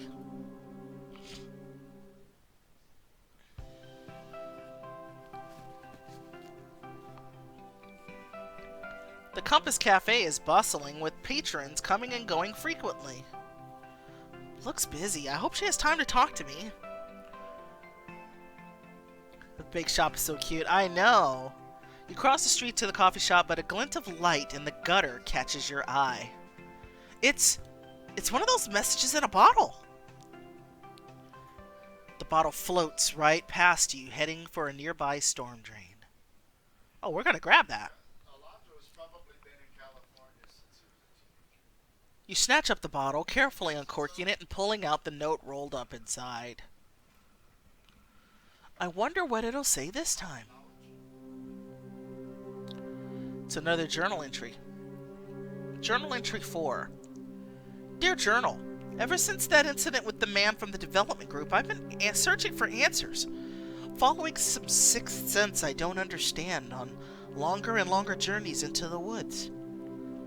Yesterday, it led me to the ruins of an old house near Westchester. From the moment I arrived, the place felt wrong, sick somehow. The light didn't behave the way light is supposed to.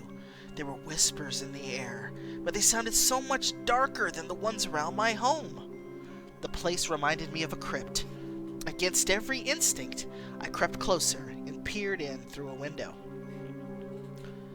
It was dark inside and hazy. There were cobwebs everywhere, and roots growing up through the walls. But I could make out a shape. Something standing in the corner. It looked almost like a person. But then it turned around, and it was not a person. I've never run so hard in my life. Everything gets hazy after that. I remember tripping over something, falling. I think I must have hit my head. When I woke up, I was in the home of a strange old woman with an even stranger pet. She introduced herself as Cora and told me that she was the keeper of these woods, and she'd been expecting me. Yikes! Weird! Weird. So it's kind of starting to cross over a little bit. I like it.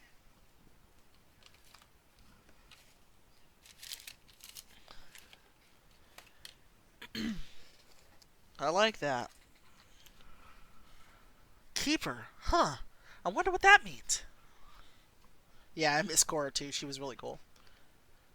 You shake off the odd feeling and enter the cafe. The interior of the cafe is as busy as you thought. At the counter, you see the barista, and the barista is the girl from last night, looking haggard as she takes orders. I guess I'm gonna have to get in line. As you wait, you notice the walls are adorned with framed black and white photographs. One is of an abandoned building, another of a weed breaking through pavement, all of them beautiful in a melancholy way. Hey, keep it moving! Oh! You've made it to the front of the line. The girl doesn't look up as she grabs a new coffee cup to jot your order down on. Welcome to the Compass Cafe. Can I take your order? Actually, I was wondering if you took these photos. They're really striking. She smiles, blushing a little as she looks up. I did, actually. Thanks for... Wait, it's you! The girl leans forward on the counter and lowers her voice. What are you doing here? Look, I'm going to be honest. I didn't come here for coffee. I figured as much. It's about last night in Ned Mallory's house. She assesses you with a shrewd look and then turns around and grabs a nearby coworker. Yo, I'm taking a break early. Cover for me. Seriously, Danny? Fine, but you owe me. The girl, Danny, comes around the counter and takes your arm, pulling you off to the side and speaking in a harsh whisper. You can't just talk about stuff like that in public. You can't? Why not? Because there's no telling who might be listening. Your cat's hurting your diamond session. You know what's really going on in this town, don't you? No. Yes. Maybe. I have theories. Look, I don't know who I can or can't trust. So I'm going to ask you one more time, and I want the truth. Who are you, and what are you doing here? My name's Dwight Vance, and I'm here because Ned Mallory was murdered last night. I saw the whole thing. Danny says, what? Imagine asking someone to tell the truth. I know, right? He was murdered last night, and this morning he's walking around like nothing happened. People keep dying, and I need answers for my own sanity. You and me both. Danny looks you up and down, considering. Okay, you've got my attention. Talk. Last night, did you see anything strange? Define strange. Like, not normal behavior of persons or things? In that case, no. Everything was pretty above board last night anyway. And after I heard how Ned's wife had drowned, the weird circumstances surrounding it, I decided to do a little digging. It led me to an abandoned dock on the other side of the lake, which is where I saw some sketchy dudes.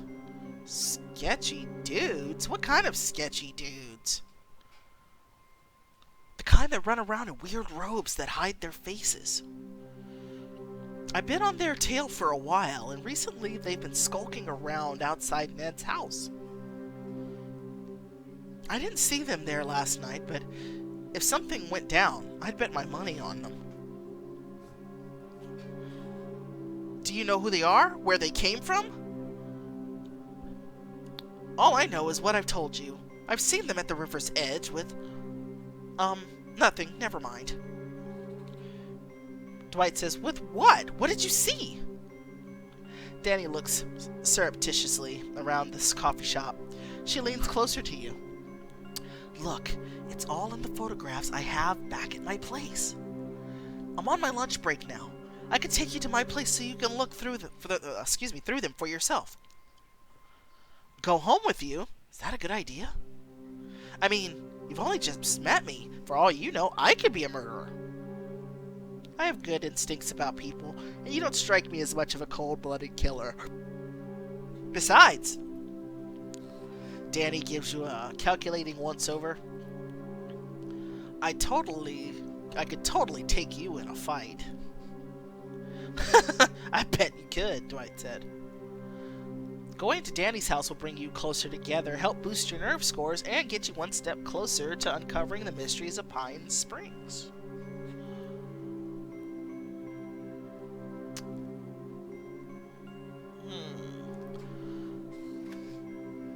Maybe we'll take the nerve boost this time?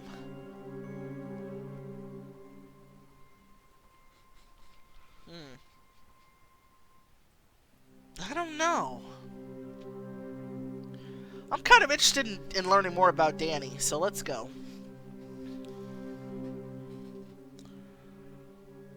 Awesome, I'll just grab my bag and we can ditch this place. So tired of listening to people shouting, ginger spice, no foam cappuccino. You follow Danny down the street at a brisk pace. So what's your deal? What do you mean? I mean, why are you digging into this stuff? I've been investigating because I live in Pine Springs and people have been getting hurt here. But how'd you get mixed up in this? How'd somebody new to the town end up alone with Ned inside his house? Well, I was playing detective.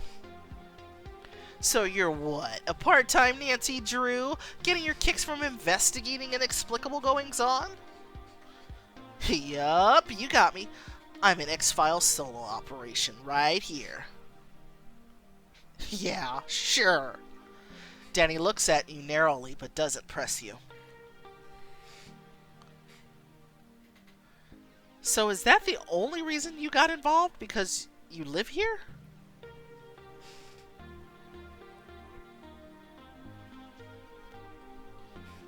Well, not just because I live here. Once I heard how people have been drowning, how they seem to be sleepwalking into the water, I knew something was wrong. I know, I've seen it for myself when Kyle... It's like he was in a dream. That's what I've heard. That it's like something unnatural.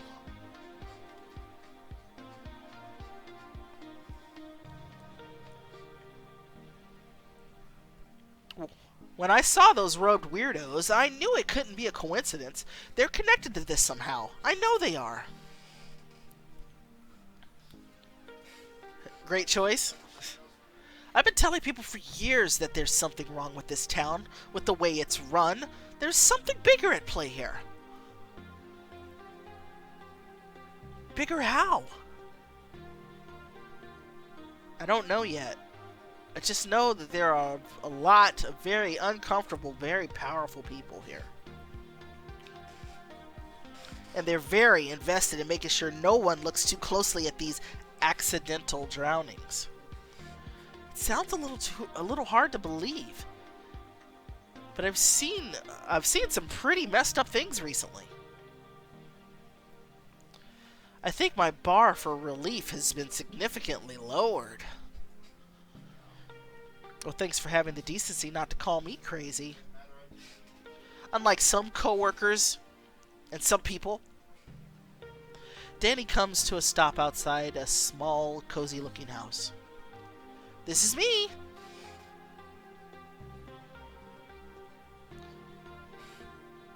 Make yourself comfortable. I'm gonna go rustle up those photographs I was telling you about. Sure thing!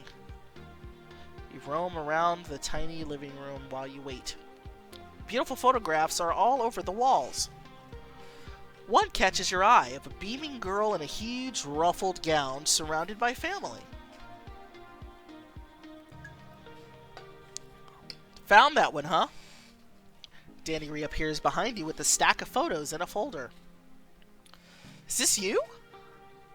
Danny steps closer to the family photo and touches the corner of the frame fondly.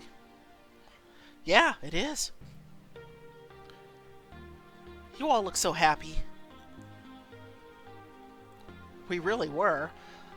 My dad saved up for a year to be able to give me the best quinceañera ever. We still ended up having it in the Chili's parking lot, but what really made it special was having everyone there together. You really love your family, huh? There's a lot of them. There's too many sometimes, but that just means there's more to love. Chili's is pretty good though. Gosh, I haven't eaten at a Chili's in years. I mean years. It's been a long time. Really? That's so cute. Oh, so you think I'm cute, huh? No! I mean, yes! I had no idea you had such a soft side. You got such a prickly exterior. Oh, so now I'm prickly? No, I mean... I'm really messing this up.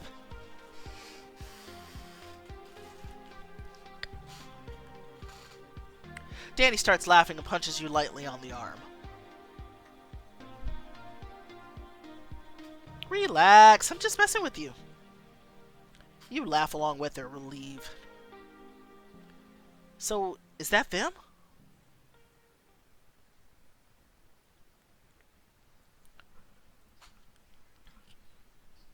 Indeed they are. Danny says. Brace yourself. It's about to get weird in here.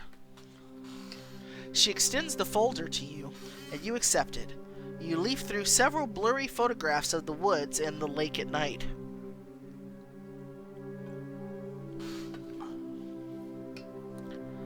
There might be figures in them, but they're too vague to make out. You're starting to feel disappointed until you come to a picture near the end.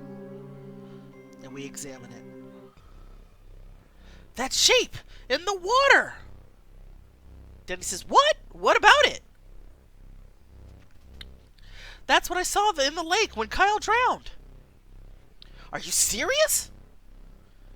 Dead serious. That thing is what killed him.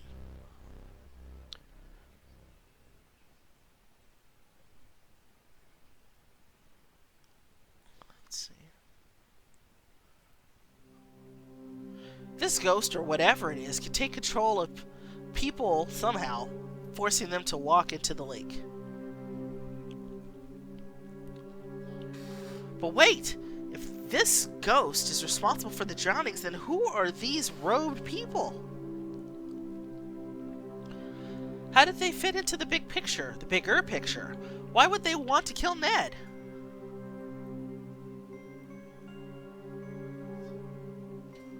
Let's see here. I'm not sure yet, but I'm gonna go find out.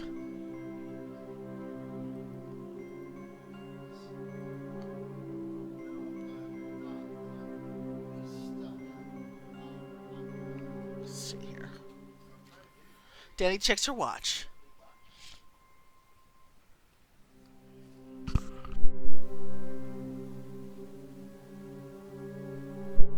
They were so jealous they killed him because he had a wife. Oh.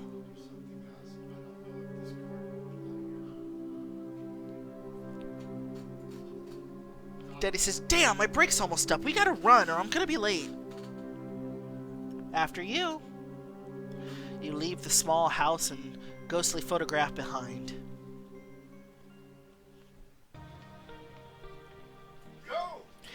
You arrive back at the cafe just in time for Danny to go back on her shift. The midday customer swell seems to have subsided and you sidled up to the counter. Yeah. She must live around the corner or something. Phew, close one.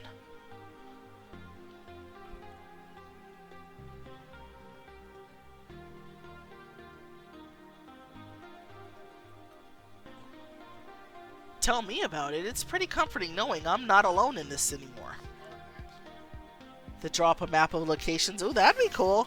Just to kind of see where all the the different stories kind of fit in, you know, with where they're at. That'd be cool, actually.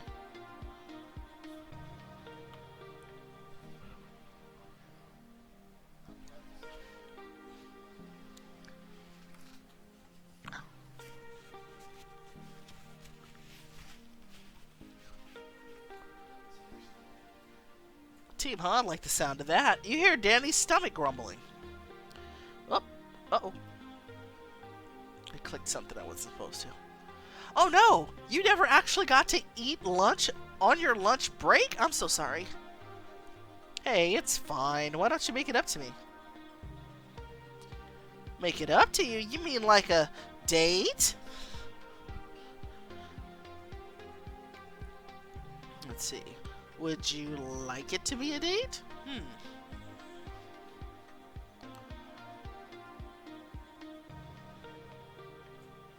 Okay.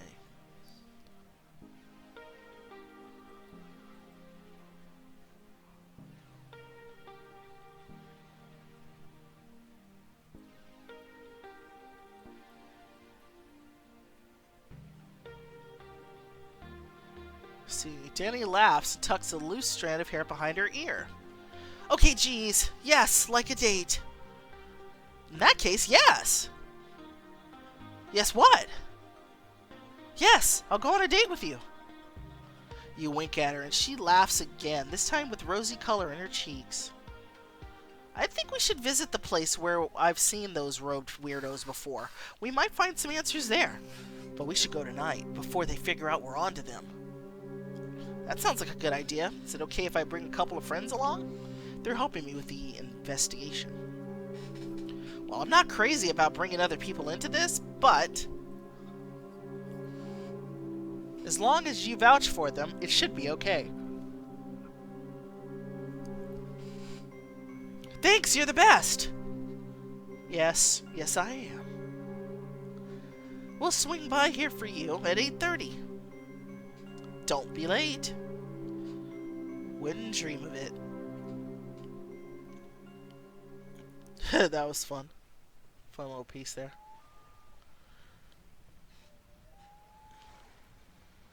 Just gotta take a stretch here for just a moment. I'll be back in a couple. Hang on.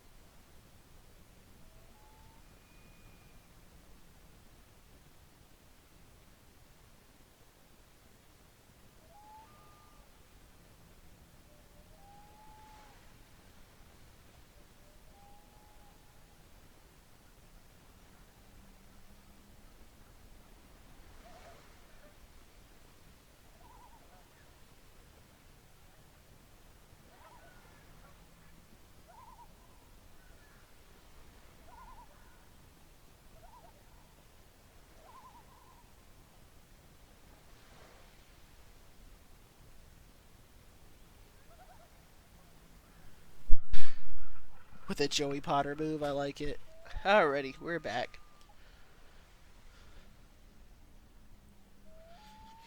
Just went to grab some more water real quick. After the sun's gone down, Parker's Jeep pulls up to an overgrown dirt road in the forest. You climb out of the car along with Parker and Danny. So your other friend couldn't make it, huh? Yeah, it's weird. He was supposed to wait for me, but was gone when I got home. Have you tried calling him? He's not picking up or answering his text. I'm actually starting to get kind of worried. I'm sure he's fine. His phone probably just ran out of battery. Or someone got to him. Ooh, Danny, I like what you're thinking, because, yeah, that's what I'm thinking, too. Parker says, that's not very helpful. Times like this, I like to apply Occam's razor. The simplest explanation, usually the right one. Maybe I should just try texting him one more time. Go for it. Can't hurt, right?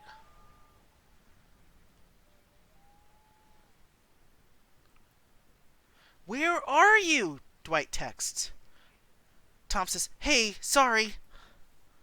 Good old Occam's razor, Payne says. Something came up. Can't talk now. Are you serious? I thought you were dead. What happened? Is everything okay? Yeah, not almost 3 hours late, right? I'm fine, but I gotta go. I'll tell you about it tomorrow. What? Come on, you can't leave me hanging like this. Tom? Tom! Those texts didn't go very well. He's alive at least. What did he say? That something came up. I haven't known him that long, but he seemed so reliable. I hope everything's okay. Daddy says, psh, typical. Just goes to show you never really know who you can trust. Danny eyes Parker conspicuously before turning and walking away, waving for you to follow. Come on. The old dock's this way. Sighing, you take a last look at your phone before shoving it back in your pocket and following her. As Danny leads the way down the dirt path, Parker lags behind. You fall into step with him. Hey, what's up? Oh, nothing. I'm wondering what you hope to find out here. I'm looking for proof. I need people to believe me, especially the police. And then somebody can finally do something about these people. Stop them. Even if I believe all this, and I'm not saying I do, why are you so invested in it? Is it just because of Ned? Because it feels like there's more going on. Look, I can't go into it now, but some bad stuff happened to my family recently, and weirdly enough, it looks like these guys in robes were somehow involved. Parker's step falters as he looks to you in surprise. His expression quickly melts into one of sympathy. Parker, you don't want to open that can of worms. No, he does not. That's a lot to unpack when you just meet somebody. Dwight, I'm sorry about your family. I didn't know. That's okay. I haven't exactly told anyone yet.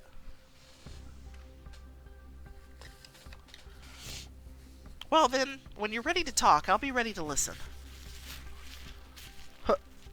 Like, no big deal. My parents were murdered in cold blood. I know, right? It's like, wait a minute. I'm supposed to just, like, drop that information on people? You know?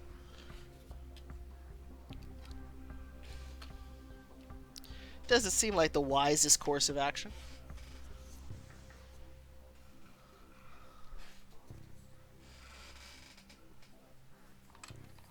Oh, okay. Interesting.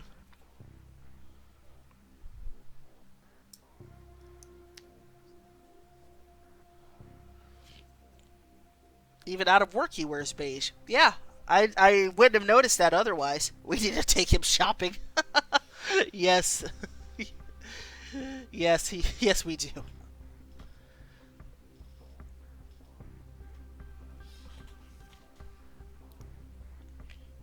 Thanks, Parker. I might take you up on that. Oh, hey, before I forget, did you find anything at Ned's house in the basement?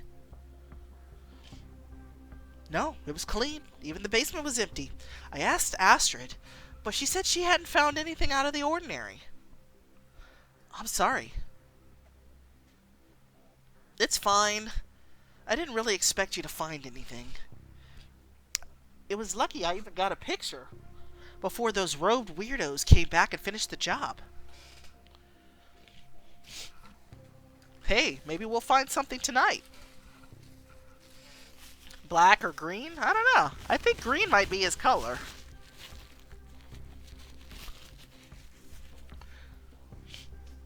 I hope so.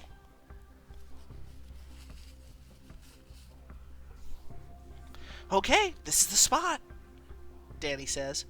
And you look around at the mist-blanketed bank, at the derelict remnants of a dock stretching skeletally into the water, and suppress a shiver.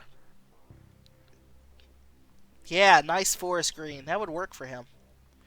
You'd go with black because that's a signature cop outfit color? Okay, I can see that. Seems more like a black ranger than a green ranger. Yeah. Yeah, I don't think he's Tommy material. Parker says, here! No one ever comes out here, not since the dock collapsed. Danny says makes it a perfect place to conduct clandestine activities away from prying eyes. So what do we do now? Dwight asks. Parker says, split up, search for signs of recent activity, tracks, broken twigs, things like that. Dwight says, okay. Parker heads away toward a rock outcropping, while Danny walks toward the sunken dock while pulling out her camera. You start to make your way towards the water when you see a dark shape thrashing in the shallows. And Dwight screams. Parker and Danny come rushing to your side. What is it? What's wrong? Parker asks. Dwight says, there, in the water. The figure comes closer and you realize it's an otter. So dramatic. So dramatic for a cute river creature to show up. Parker says, adorable. Look at her. Look at her. I know, it's so cute. He's so cute. Dwight says, hey, little buddy, what are you doing out so late at night, huh? You walk closer, but the otter swims away. Swims back slightly. Excuse me. Squeep! Danny says, aw, she's scared. Parker says, she's just a little shy. Wild animals aren't always a big fan of people. But river otters are naturally curious. Aren't you, girl? We're not going to hurt you, promise, Parker says. The otter inches closer, sniffing the air. I will kidnap her, Belb said. Play Choices Podcast says, let us adopt you. And they cuddle her for 24 hours a day. Squee! You found a woodland creature. Befriending these cuddly creatures can provide you and your friends with nerve boosts and may aid you at crucial moments. What is an otter really gonna do?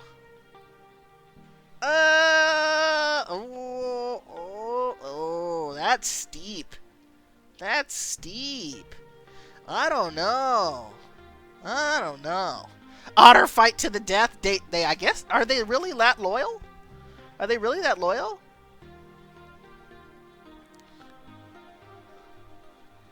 Sorry, girl. We're gonna have to leave you at the river. Sorry, little buddy. It's too dangerous for you here, Dwight says. Speep, speep. Speep, peep. She's so cute, though. I know. I didn't want to say no, but no, not for that. Yes. I would feel real bad. Okay, Cupcake, thank you. I would feel bad about putting her in the battle, too. It'd be like, wait a minute.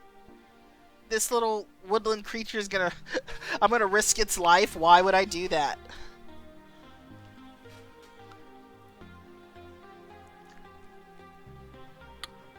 Let's see. And it lives in the woods. I thought the dog was very useful. The cat was just cute, you know, and it was good for the nerve score. The bird? I don't know. I could have probably... I'm not a fan of birds in real life, so that's why I would have been like, nope, not taking the bird.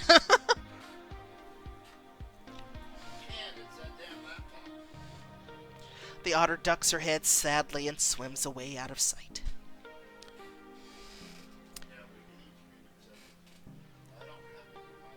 Yeah, I'm not talking about cost. I'm just talking about in general. I just don't like birds. I don't like birds in real life. I don't like birds. Man, that otter was cute. Parker breaks into a huge grin as he watches the otter swim away. Adorable. I just can't get over those cute little squeaks in her little paws. Danny stifles a laugh behind her hand. I mean, yeah, pretty cute, I guess. Alright, back to work, everybody. Danny returns to the edge of the sunken dock, snapping pictures of the lake.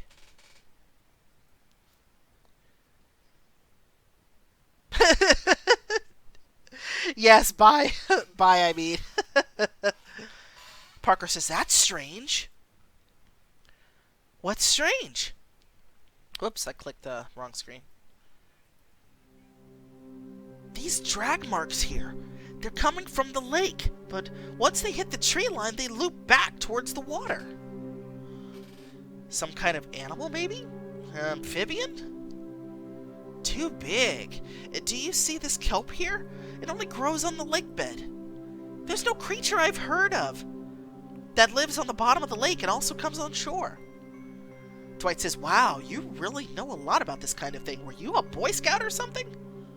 Parker says, actually I was. Made it up to Eagle Scout as a matter of fact.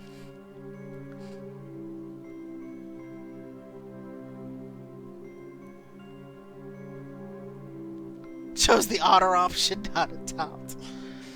Impressive. Parker says, not really. It just takes hard work and perseverance. Dwight says, well, if anyone can crack this mystery, it's you. Keep investigating. Parker is no longer haunted. You leave Parker and pick your way over the uneven ground to check in with Danny. Hey, you take any interesting pictures? Not yet. Danny looks at Parker over her shoulder and lowers her voice. Are you sure we can trust him? Parker? I don't trust you either yet. Either of you yet. Hey! Look, I just met both of you, and this whole town is nuts. I didn't die. I did not die, Snow. Welcome back. I think you both mean well, but it's going to take a lot to convince me to trust you completely.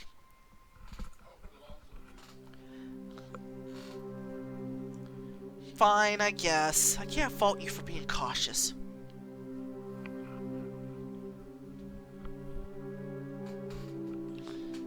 Thanks. It's like she shouldn't trust me either. You know? I trust him as far as I can throw them. Right? Danny says, the thing is, he's a cop, you know. Where do you think Where do you think I went the first time I saw something strange? The police department in this town hasn't exactly been helpful or competent. I know. Police Chief Kelly, it's like he doesn't want to see that anything is wrong in Pine Springs.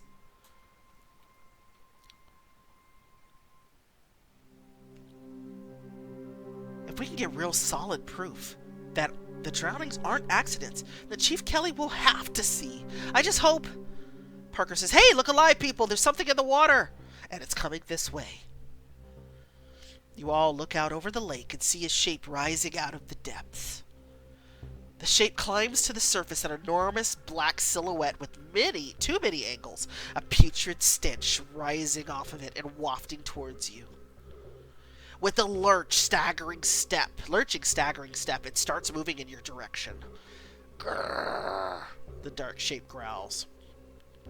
Parker says, everybody get behind me, it's probably just a mountain lion. If we make as much noise as we can, we ought to be able to scare it off. Danny says, a mountain lion coming out of the water? Parker says, what else could it be? Parker! Dear. Play choices podcast as Parker. Sweetie. Eric says, he shows up and the kid dies, so it's Dwight trustful. So is Dwight trustful? No, probably not. Maybe it's the cops. The dark shape growls. The growl is like stones grinding against each other, louder and deeper than any animal can make, and it fills you with insurmountable dread. The song is on, twerks. Dwight says, uh-oh. Parker whips out his pistol and fires it into the air. Danny says, ah, my ears are ringing. Definitely dancing a bit to the music. I know, the music is, is real jam. It's like it's jamming, I like it.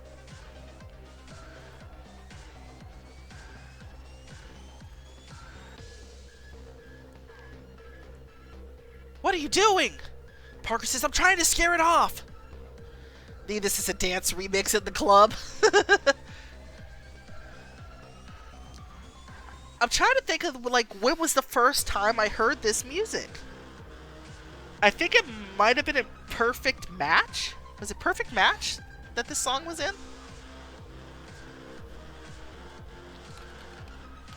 Pretty sure. Oh, it might have been Bloodbound.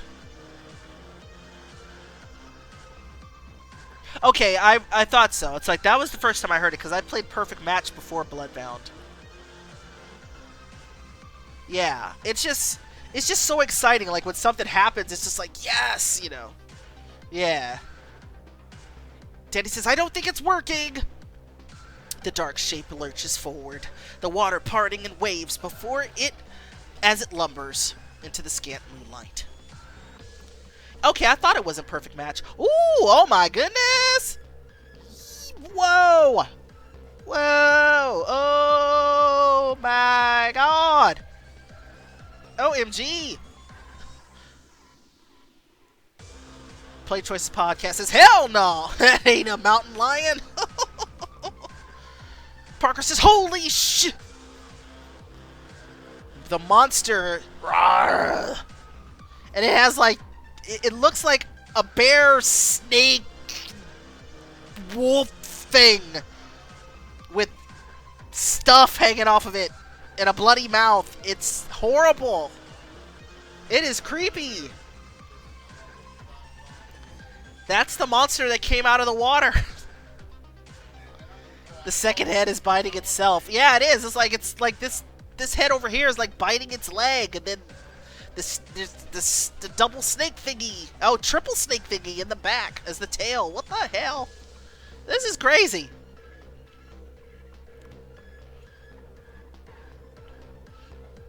I honestly love that they included this CG.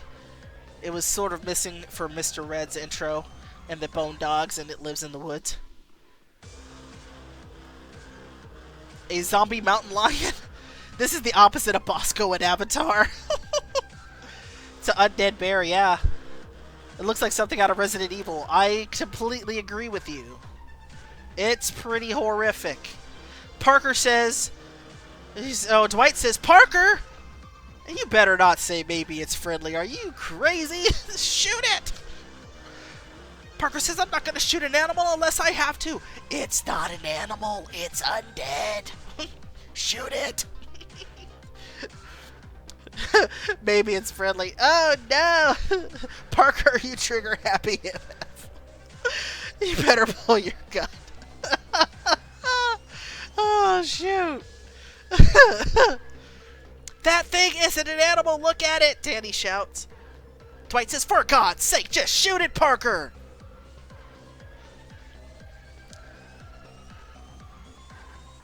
Parker, where's the gun now, damn it? Bam, bam, bam! Parker fires off 3 shots into the creature's body.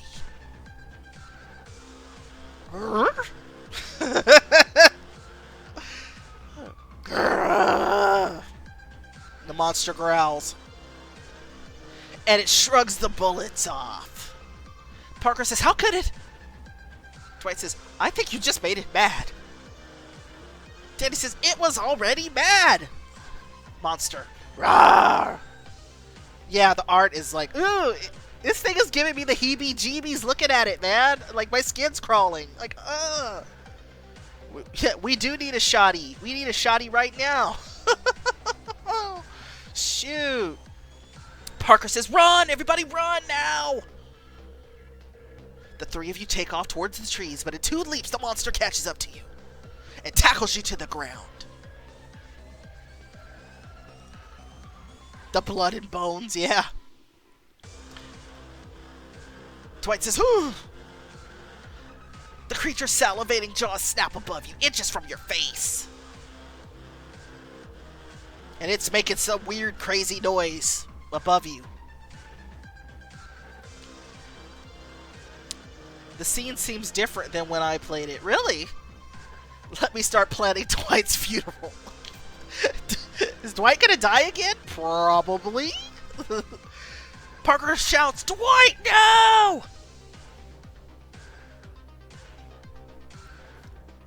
Chapter 4 complete. Nope. We're not dead. We're not dead. Just ended the chapter. We're not dead. Tom is still haunted. Imogen is still haunted. Parker is rattled. Danny is haunted. Dwight is rattled. Hey, we moved up though. 102 out of 500. We're haunted, but we've moved up. Play Choices Podcast says, Tom, baby, we miss you. Yet, yeah, Kappa.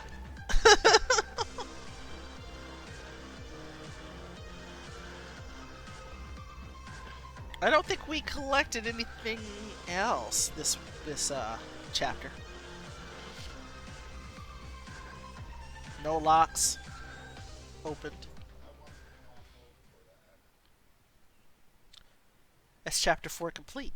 Alright. I think I got one more in me. Let me see where we're at. Let me see. I kind of... Let me look at something.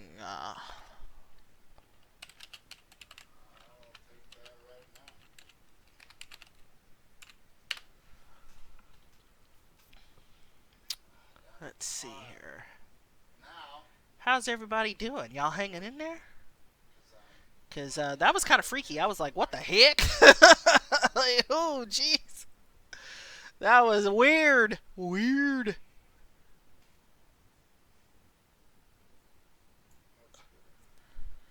Chapter 5.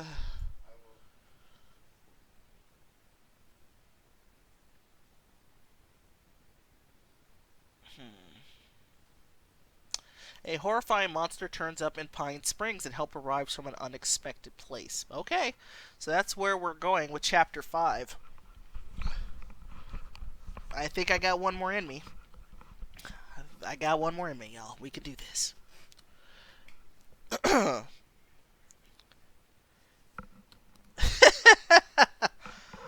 How many chapters does it have? It has a total of 17 chapters. So we will be done with chapter 5. I'm gonna push to get chapter 5 done tonight. And then if we can make it like 3 chapters per stream, we got like 1, 2, 3, 4 left, roughly. Unless I can motivate myself and stay like longer. I might be able to do a longer stream. I'm not going to promise, but might be able to do a longer stream in like 2 weeks because I'm on vacation. Actually, I'm on vacation starting next week? Pretty sure. I think. I have to look. You're available if I need voice acting help? Thank you. Yeah, my throat was a little irritated today from work and stuff, so I'm trying to hang in there.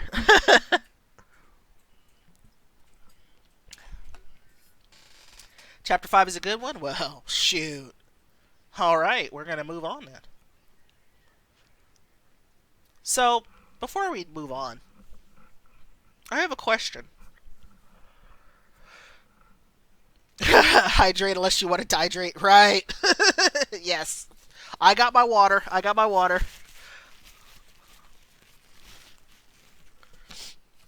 It just sounds fun. I'd love to roar as a monster, not gonna lie. I love it.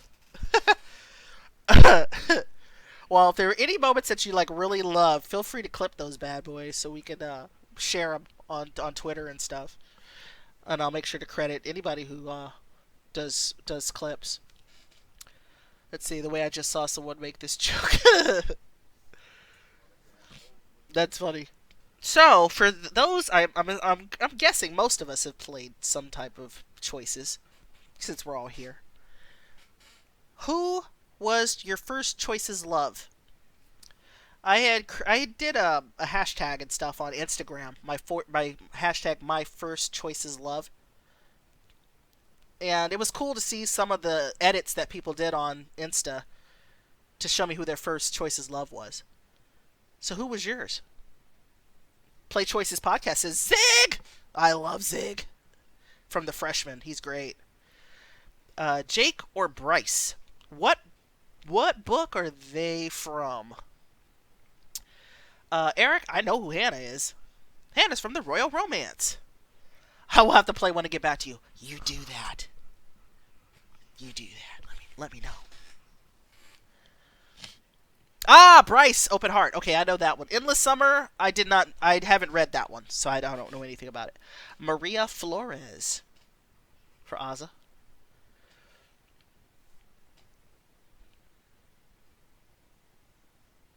You think it was Chris from The Freshman? Because I was like 9.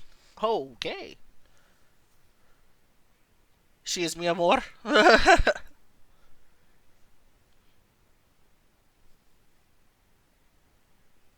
You need a lot of diamonds to understand the story, so I can't say fully. It's a 9 out of 10. Oh, okay. For Endless Summer, I also love Becca, but Hannah was first. Yeah. Mine was Chris from The Freshman. And then Zig came into my life, and it was like, bye, Chris.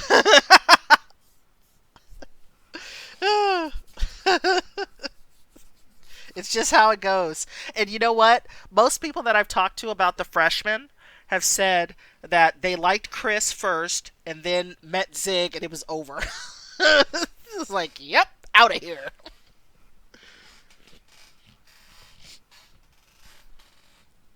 Chris seems so boring to me. What's a good book to play with no diamonds? If you have suggestions for books for Cupcake, let her know.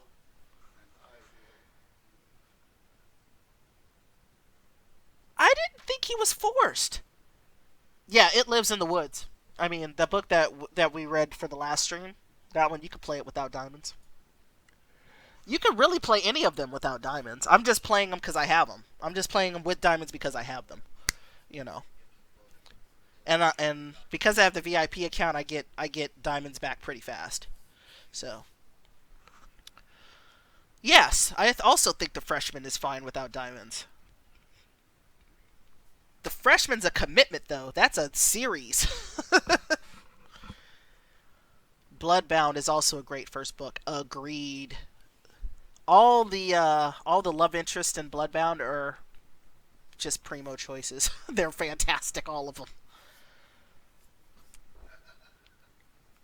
Zig does get upset, but he'll get over it. Oh yes, The Haunting of Braidwood Manor. That's a good one.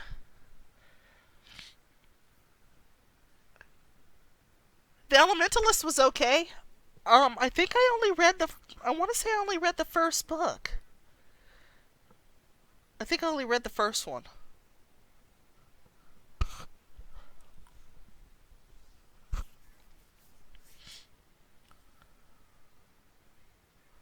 The first one was fun. You can't bring yourself to break up with James. I have a friend who loves James. Loves him. I like James too. And you know what? I actually played through The Freshman like a few different times to play through all the LIs. I really love Caitlin. Caitlin was great. Chris was the first one though, and then but it's Zig. Zig's my heart. I love Zig. It's like he's gorgeous. He's bi. He's a jock. Come on now. It's like he's everything. Yes, James is handsome and rich. That's true.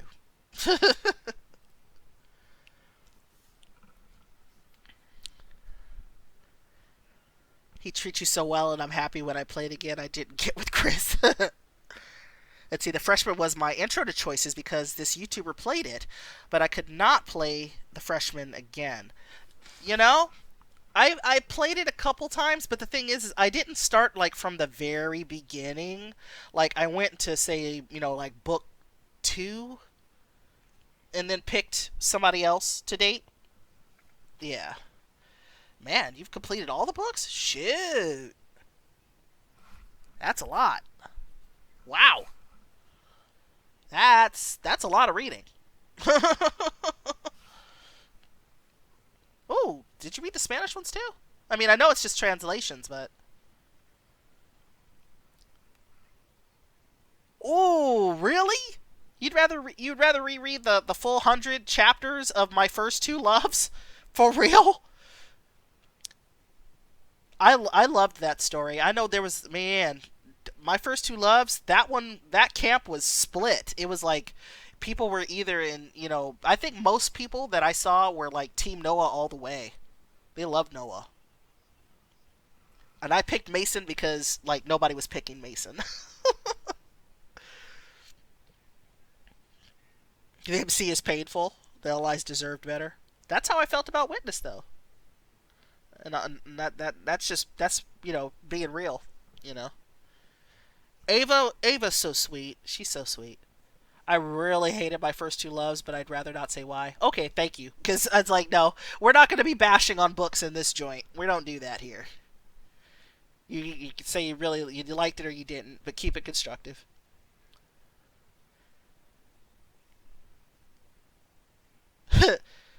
Yeah, that's a bell. Me too. Me too. We don't not talk about my first two loves. Oh, we talk about it, yeah, for sure. But we won't bash. No bashing.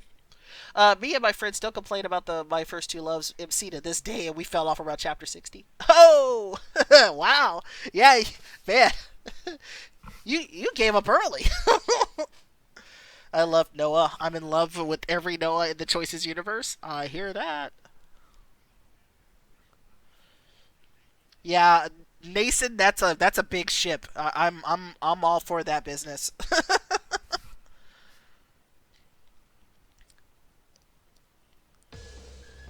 And let me have Ava. Yes. All right, hell. I think I've recovered a little bit, but I love hearing about everybody's first choices. Love. Cupcake, get back to me. If you I'm read installing it right now. if you read The Freshman, just my thoughts on it. I kind of think you'll like Caitlin. That's just my thought on it. I might be wrong, but yeah, I'm kind of thinking Caitlin. Brace yourself for immediate disintegration. Crimson Pleasure, thank you for the invasion. Welcome, Raiders.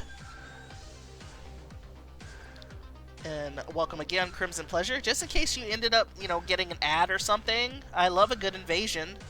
After all, I am a Martian. Hey! Ooh, look at all those hearts. Yes! We love hearts in this chat. We love them. Hi! I really don't know because Jake was the closest thing I came to love, but I didn't know how to budget Choices Diamonds. Yeah!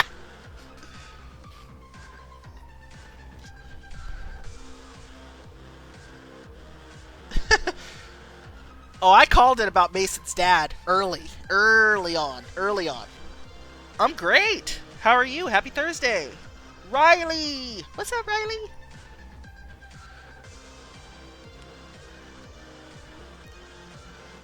Who else has read High School Story? I have not. I have not read it. You're awesome. Guess what? Well, what? I don't know. Did you survive DVD? You're gonna be 40 next week. Hey, you're joining the club. Welcome. I turned 44 last month, so welcome to the club.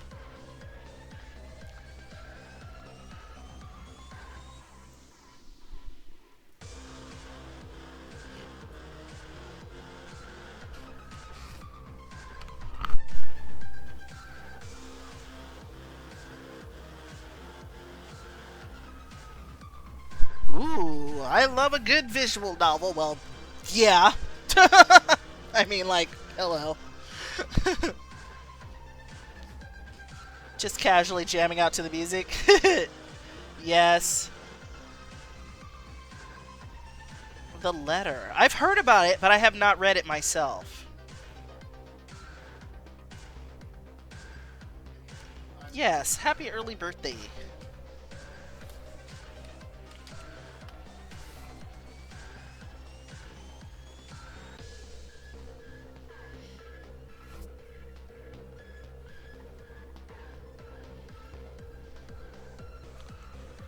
You'll join the 40 Club in September? Hey! See? There's more of us than people think.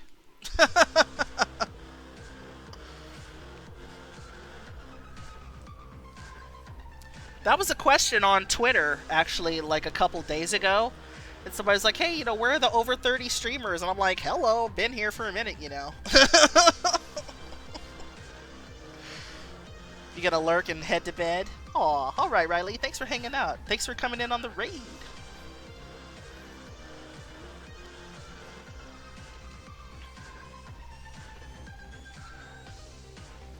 It's gonna be a while till you join the 40 club. Yeah. Let's see. Yes, the music is good in this game. And that's alright.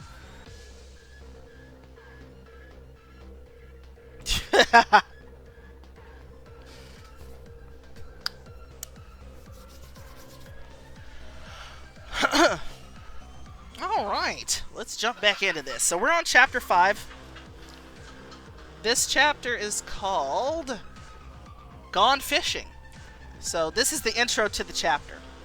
I hate to host and ghost, but I'm getting ready for bed. Alright, that's cool. Thanks, Crimson, for popping through. Crimson Pleasure is the a leader of the Real Women of Gaming. It's a group here on Twitch. They had a really cool online convention here a couple of weeks ago that was awesome sauce. Highly recommend. She also does D&D streams. Plays horror games. She's a lot of fun. Highly recommend. Yes. Help, I might die by a bear. Cat in the chat, we're rocking out. I know. Oh my gosh. I know, we're so horrible. We're just like jamming to the music and, poor Dwight's about to get his face ripped off. Okay. Back to the story. On your back in the mud, you struggle to fend off the grasping claws of the abomination above you. Uh-oh. The bear's lights go out. What the heck? Parker shouts, Dwight! Oh yeah, we were in the middle of dying. I know. Gunshots echo up and down the shore as Parker fires uselessly into the monster's side. Danny says, that's not working! Parker says, do you have a better idea? Danny says, yeah, this! Danny grabs a hunk of driftwood and charges, ramming into the creature's shoulder. And she's like, hurrah! But the creature barely flinches. Danny's like, what the? The weapon snaps off in the creature's rotten flesh as it hits Danny with a ragged backhand. Oof. Teddy has the biggest ovaries out of all the characters. She's to start with 100 nerve. I agree with that. Of steel. Dwight says, Danny! The monster bear roars. The creature lunges, rolling you sideways and chomping down on your leg with 2 sets of teeth.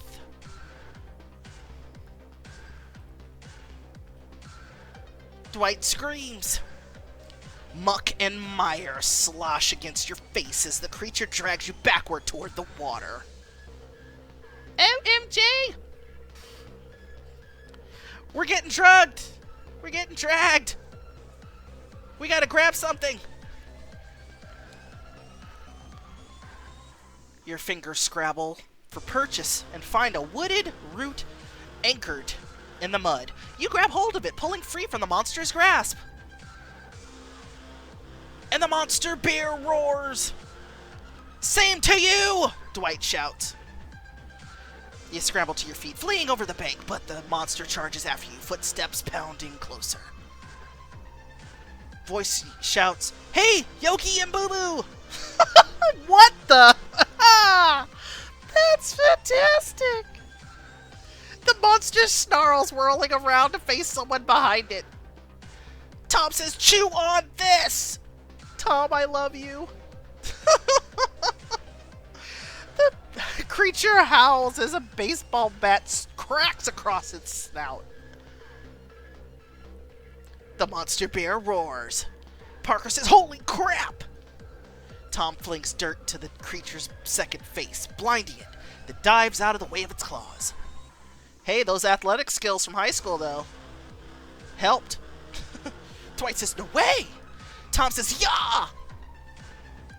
Tom slams the bat down on the creature's skull once, twice, 3 times, and the monster bear roars. The bat suddenly cracks in half without missing a beat. Tom drives the jagged end into the back of the creature's neck. Saturday Night Live featuring Tom bashing open a bear thing's face. Oh, that's good. That's good. That's good. I like it. The bear's lights go out. Green, briny blood spurts from the creature's mouths as its massive, rotting bulk hits the ground with a crash. Danny says, "Sick!" Without knowing who Tom is and his background, the rest of the character should be like, WTF! Like, yeah, Tom's just born for the puns. I know it. It's so true. Danny gains points. Parker gains points. I can't believe that just happened. Dwight gains points. Tom? Tom wipes his face and turns to you grinning sheepishly. Hey everyone, I guess I have some explaining to do. Yes, sir, you do.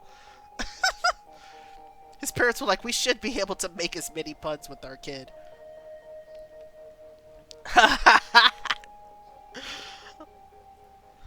Yes, Tom has some explaining to do. This is so funny, man. That was a good intro to that chapter, though. That was great.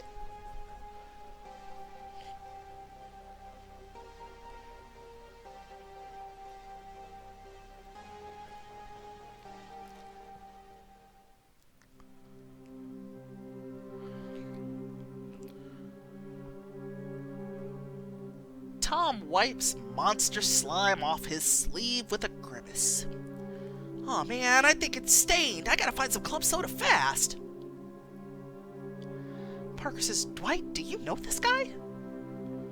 Dwight says, yeah, this is Tom from my grandpa's boat shop. He's the one I told you about earlier. But I didn't know he was some kind of secret monster hunter. Tom, what the hell? How did you even find us? Where were you following me? Tom says, what? No, I was just, jogging. Yeah, jogging. Right. Danny says, with a bat. Tom, not the focus. I know, right? To baseball. I was jogging to baseball. Right. Parker says, at night. Tom sighs. Look, it's kind of a long story, but the short version goes like this. Weird stuff that's happening in Pine Springs, I've seen it before. In another town called Westchester. It's the whole reason I came here. Parker says, and that reason is? To figure out what's going on and help stop it. Tom! What is going on? What isn't?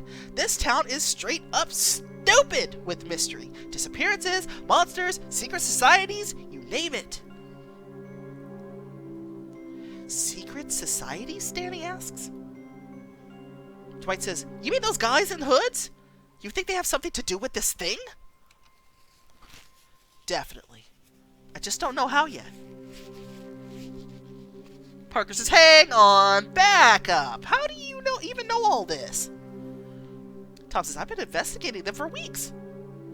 I came here a few months ago after an article about Pine Springs tripped one of my news alerts. Danny says, what kind of article? Rip to the baseball bat. Yes. Tom says, unexplained deaths in Oregon. Parker says, you mean the drownings? Tom says, yeah. Pine Springs has an awful lot of them. Going back years. And they're getting more frequent. Ned Mallory said the same thing. Dwight is not shouting, but he exclaims it. Tom pulls out his phone and starts swiping through pictures. Excuse me. At first, I thought maybe it was just coincidence. I couldn't figure out what connected them all until I looked at a map. Tom hands you his phone. It shows a map of the lake with red X's drawn all over it. This is a map of the places where people have drowned. Play Choices Podcast says, okay, but Tom, you need to tell us why you were 3 hours late. This big cluster here. If all these drownings were unrelated accidents, why aren't they more spread out? Daddy says, it's like they're being drawn somewhere. Dwight says, but to what? Tom says, that's what I wanted to know, so I started taking a boat out to visit these spots and see what I could find. And then one night, Tom reaches over the top of the phone and swipes to the next image. It's a dark, grainy picture of a yacht teeming with hooded figures.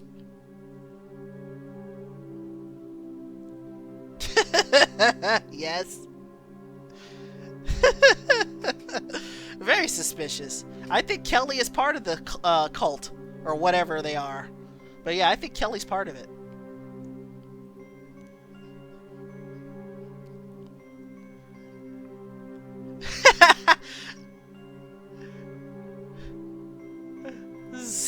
Sorry, I just saw your tweet, Eric. This is so funny. Whoa! What are they doing? Tom says, I don't know. They were moving pretty fast when I spotted them. Parker says, could you tell where they were headed? Tom says, back to shore. I think whatever they came out here for, they had already done it, and they were on their way back. You hand the phone back to Tom. Dwight says, so what happened? Did you follow them? I tried to, but your grandpa's little motorboat couldn't keep up. Parker shakes his head slowly. Parker says, I can't believe this. Are you telling me Pine Springs has some kind of a cult? Danny says, I knew it! I always knew there was something weird about this town! Play Choices Podcast says, fun fact, a group of bears is called a sleuth. Is it? Really? I never knew that.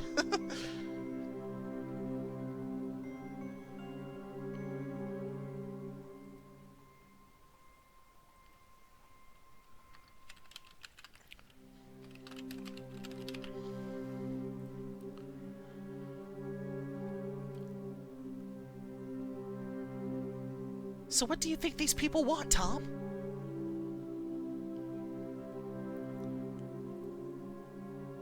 No idea, but whatever it is, it involves drowning people. Wait, you mean like Kyle? You think they're behind what happened to him? Tom says, don't you? You shudder, remembering the creature you saw when Kyle died. I think... Ooh.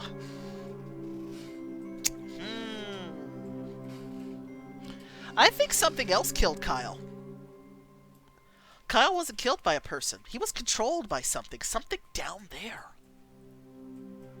You shudder. Parker's eyes meet yours. You mean that other thing you told me about? The one you said you saw under the water? Dwight says, you believe me now? Yeah, I do. I don't know what the hell else is going on, but I believe you, Dwight, and I trust you. I mean, unless we're all hallucinating this thing. Parker prods the corpse of the bear creature with his foot. It sags at its touch. Rotten flesh sloughing off. Ew. Oh my god, that's a gross picture. Ew. Tom grimaces. Yeah, ugh. That's nasty. Tom says, yeah, no, hallucinations don't smell. Danny says, so where does that leave us? We got a bunch of people drowned by something, and one person murdered by guys in hoods.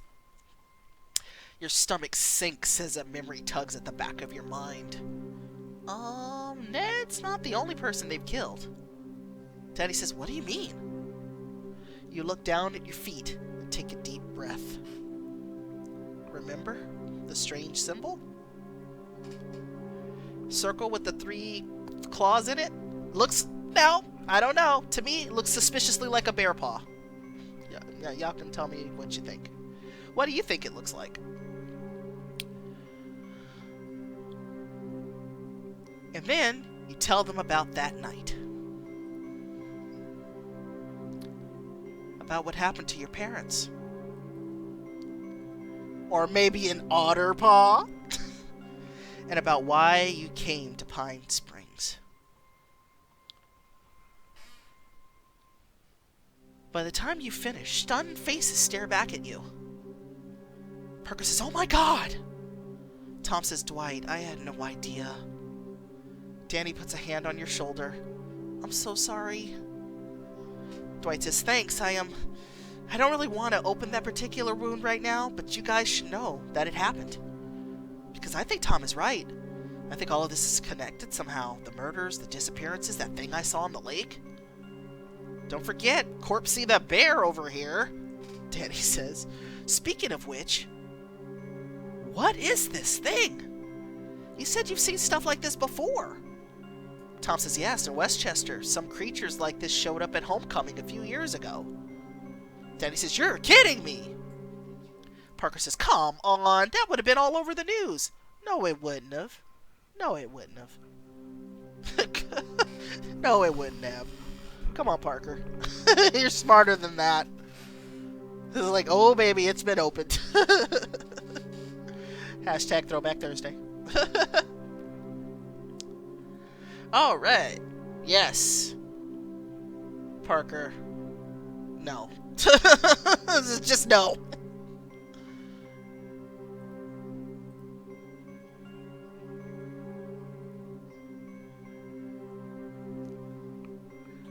It was. People had all sorts of explanations. Rabid dogs, mass hysteria, swamp gas, you name it. The worms have appeared. Candy was open, peed spilled, cat outings out of the bag. Yes. People come up with all kinds of crap when the alternative means admitting they don't understand something. Poopy was hitting the fan. Yes, it does. Danny stoops, squinting, and reaches toward the creature's mouth. Why would you do that? Why would you do that? Parker says, "Hey, wait, what are you doing?" That's my question. Danny says, "I can see something in there. Dwight, come here." You all follow Danny's gaze down the creature's throat. In the back, something glints. Message in a bottle, maybe? No? A weird rock? With a glowy symbol on it? Oh, free some steel. I know. Yes. It's got some kind of weird symbol on it. Would it be weird to say I feel like it's, I don't know, calling to me? Parker says, yes. Tom says, extremely. Danny ignores them, leaning in closer.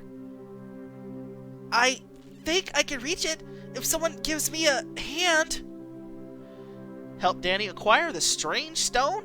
It will bring you one step closer to unlocking the mysterious case in your grandpa's house. Oh, well, I need to know what the case is, so yeah, we're taking it. Grab it. Let's get this over with before I change my mind, Dwight says. Danny is no longer haunted. That's the spirit. Parker and Tom struggle to contain their disgust as you pry open the creature's jaws, and Danny jams her arm in up to the elbow.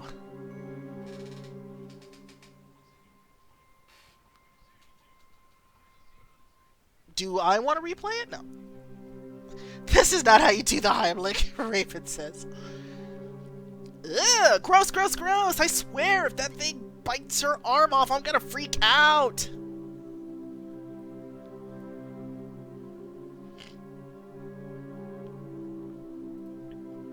Danny says, I thought you were some kind of badass secret monster slayer.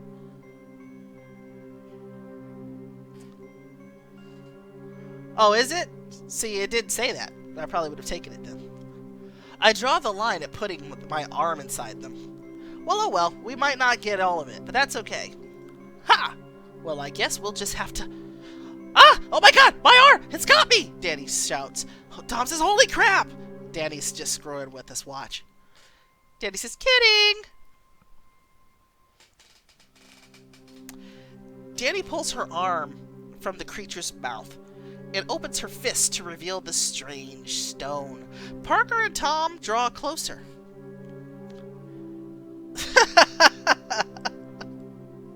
Okay. What is it? Some kind of necklace? You and Danny wash your hands off in the water and then study the stone together. What is this thing? Danny says, I'm not sure. She lifts it to her eye and then draws back in surprise. Danny says, what the hell? Dwight, look at this. Danny hands you the stone. When you peer through it, the scene suddenly takes on a gauzy tint, as if looking at a photo negative. Whoa. You look toward the remains of the monster, and they seethe with a pulsing black energy, and it leads back into the lake. You shudder, lowering the stone from your eye.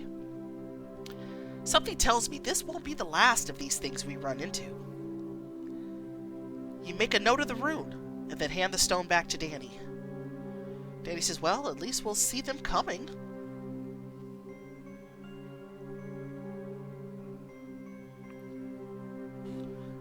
We have the Seeing Stone. And it's the first, looks like the first piece of the locks we got there. We have collected the first rune. Yay! Parker says, we should get this thing back to the station, though. It's kind of a whopper, as far as evidence goes. Danny says, yeah, about that. Alright, Cuppy. Parker needs to put on a full shirt. Oh, jeez. Danny points at the monster grimacing as it sloughs apart in the water. Tom steps back, covering his nose. Ew. That was Tom. Parker says, so much for that idea. If I bring Kelly a bunch of rotting animal parts, he's just gonna think I'm a serial killer. Parker needs a better signature color. Yes? It's always morally correct to show off cleavage. You all step back and watch as the remains of the monster wash away in the surf. Now, what are we supposed to do? Dwight says, I think we should pay a visit to this Westchester place. It might help us get a better handle on what's happening here. Tom says, good idea, and while we're there, we can check in with a few experts. Experts? Dwight asks. You'll see, Tom says. Parker says, sounds like a plan. I'm gonna stay behind, though. I'd like to follow up on that yacht Tom mentioned. Same Play Choices podcast, same.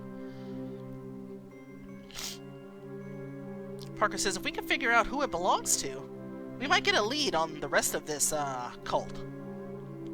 Tom says, how do you plan to do that? Are you gonna check, like, the CSI yacht database or something?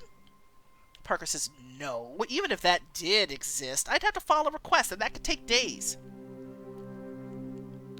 Parker says, it'll be quicker to just head down to the docks and see if I can convince Marina Security to tell us what we need to know. Danny says, great idea, and while you got them distracted, I could sneak in and look around.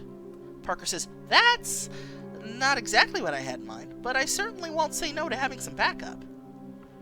See, I would love to go and see, like, Parker's point of view on that. That'd be cool. Parker, don't you put in a formal request. Kelly will know. I know, right? Dwight says, that settles it then. Tom and I will go to Westchester tomorrow while you guys see what you can dig up here. Tom says, woo! Road trip episode! Tom falters suddenly as a thought occurs to him. Aw, shoot, wait. I'm supposed to work in your grandpa's shop tomorrow, and he'll freak out. He'll freak if he finds out what we're up to. Danny says, I might be able to help with that. The next morning, you and Tom are sitting at the table eating breakfast when your grandpa shuffles sleepily out of the bedroom. Morning!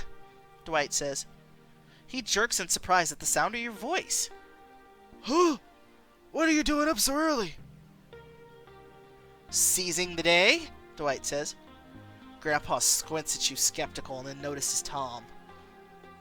Why are you in my house before coffee?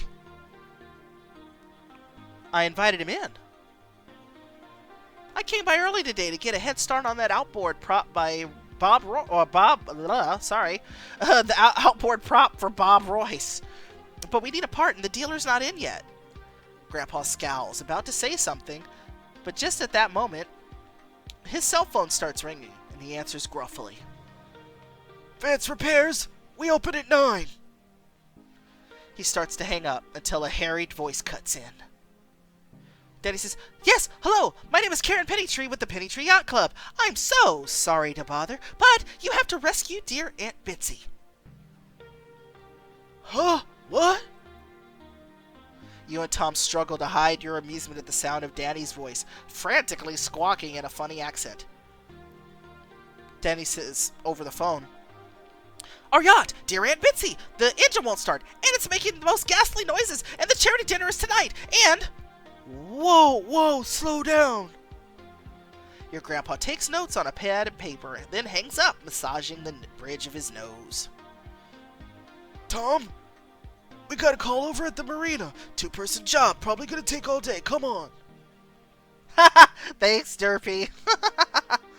Who gotta pay for this tow? Tom says, what about that outboard prop? Oh, hell, all right. I'll take care of that. You go and take Dwight with you. More boats? Good idea. It'll give me a chance to learn more about the exciting art of boat repair. Laying it on a little thick there, Dwight. I read Marina as Marinara. Tom says, "Yeah, that's the spirit. Come on." "Ooh, marinara with cheese sticks," Raven says. "I know! Stop it!" Tom practically drags you outside. As you exit the house, Tom scoffs. Smooth acting job back there. You know, a smooth acting back there. Maybe stick to your day job? Dwight says, "Bite me." Tom fishes for his keys as you approach his car in the driveway.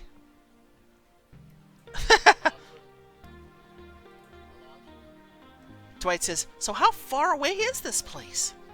Tom says, "About an hour or two, depending on traffic." Dwight says, "Sounds like just enough time for you to tell me the full story of what happened in Westchester." "Okay, but fair warning, I wasn't actually there for a lot of it. And what I was there for? Well, let's just say it wasn't a Pixar movie." You climb into Tom's car as he starts the engine. So it all started with this group of kids who were friends with a girl named Jane, and Jane's best friend, Kat.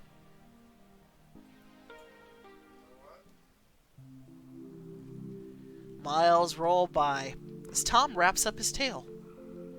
But then, it turned out the monster was Jane all along, and her brother, that dude Noah I mentioned, had led them all into a trap.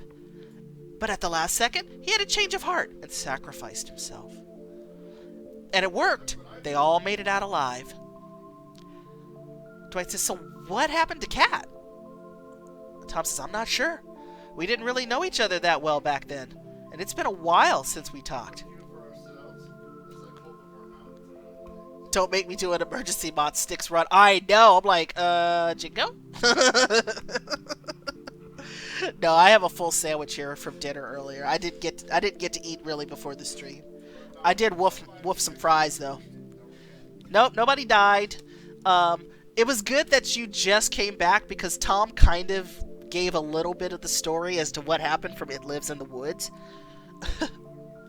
Yeah, the bear died. Yeah, the bear did die. Man, I can't believe it's been almost 3 years since all this started. Dwight says, "This is kind of a lot to take in." Tom says, "Tell me about it, and I was all zombified for half of it. I only found the rest out later. And then, when I started seeing stuff in the papers about what happened to Pine Springs, I just knew it had to be the same kind of thing." Dwight says, "So what? You came to a town you'd never been to protect people you don't even know from something you barely understand?" Tom says, "I mean, yeah." "I had fries. We're almost done with the chapter. Tom trying to create his own TAPS response unit. That's pretty brave. Tom says, I mean, it's not that big a deal. Anybody would do the same. Dwight says, no, they wouldn't. Tom says, yeah, he smiles. He shrugs. Tom shifts in his seat, blushing, as you pass a sign for Westchester. Dwight says, so, who are we gonna meet in? Whoa, Tom says. Tom slams on the brakes as something leaps out onto the road. It's a coyote! Tom says, oh my god, I think my heart just stopped. Is that a freaking coyote?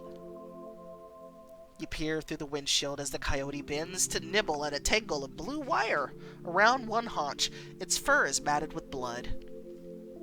Roadrunner if the coyote catches you. Looks like something's wrapped around its leg, Dwight says. Tom says, poor guy. It's probably baling twine. He must have gotten into somebody's farm. Come on, we've got to help him. You want to make a furry friend? The coyote will help you gain some nerve and might even show up to help in a pinch. How? Hold up. What? Poor guy, nothing. Those things eat cats and dogs.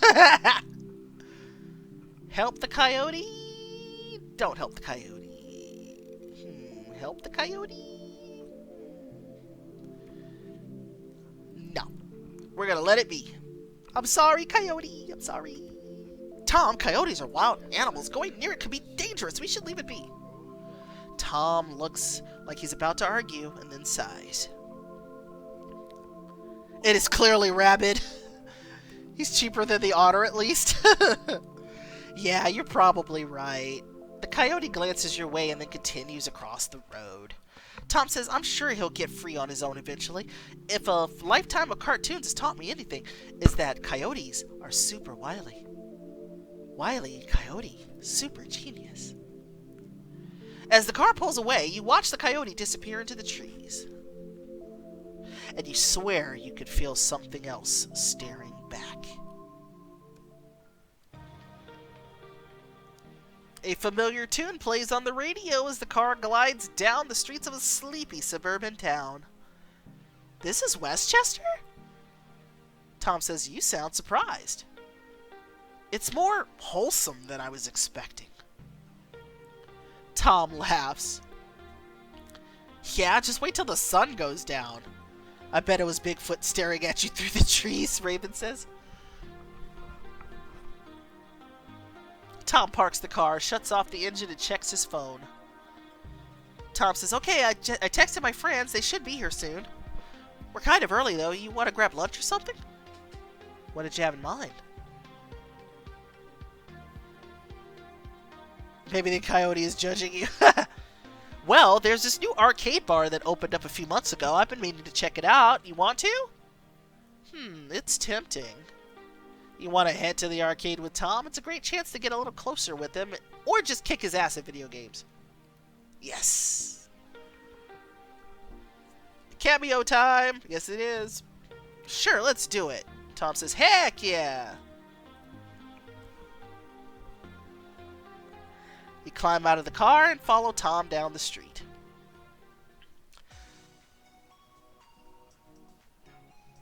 A few minutes later, you and Tom arrive at the barcade. It's packed with young adults drinking, laughing, and playing retro arcade games. Like Monster Mash back there, and Most Wanted, and The Crown and the Flame. Wow, I didn't expect this place to be so popular. Why couldn't this have been here while I lived in Westchester? There's so much to do, I don't even know where to start. Let's stock up on rocket fuel first. Rocket fuel? Dwight says. Tom says, beer. After retrieving 2 pints from a beer from the bar, you coast by the row of games. Hey, Yaz!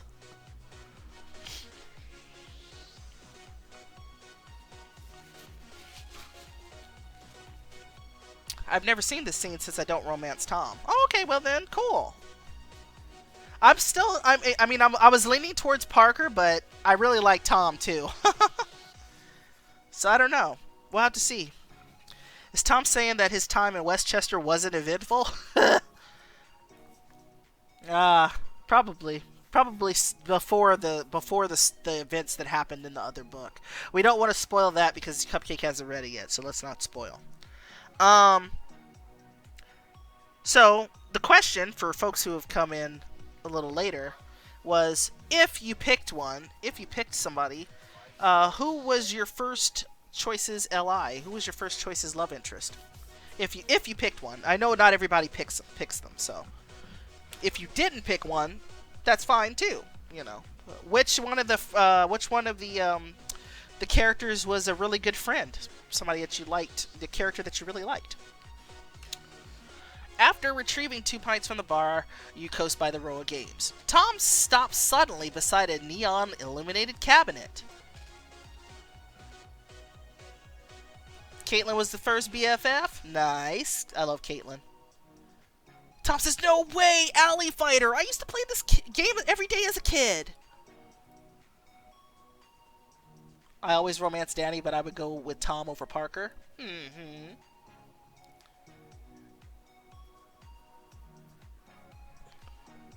Why don't we play? Tom says, okay, but get ready to get wrecked. I'm kind of a champ at this game. Bring it on. Tom slips 2 quarters into the machine, and you both take your places in front of the joysticks. Dom from the Crown and the Flame was the first BFF? Yes. I love Dom. He's so great.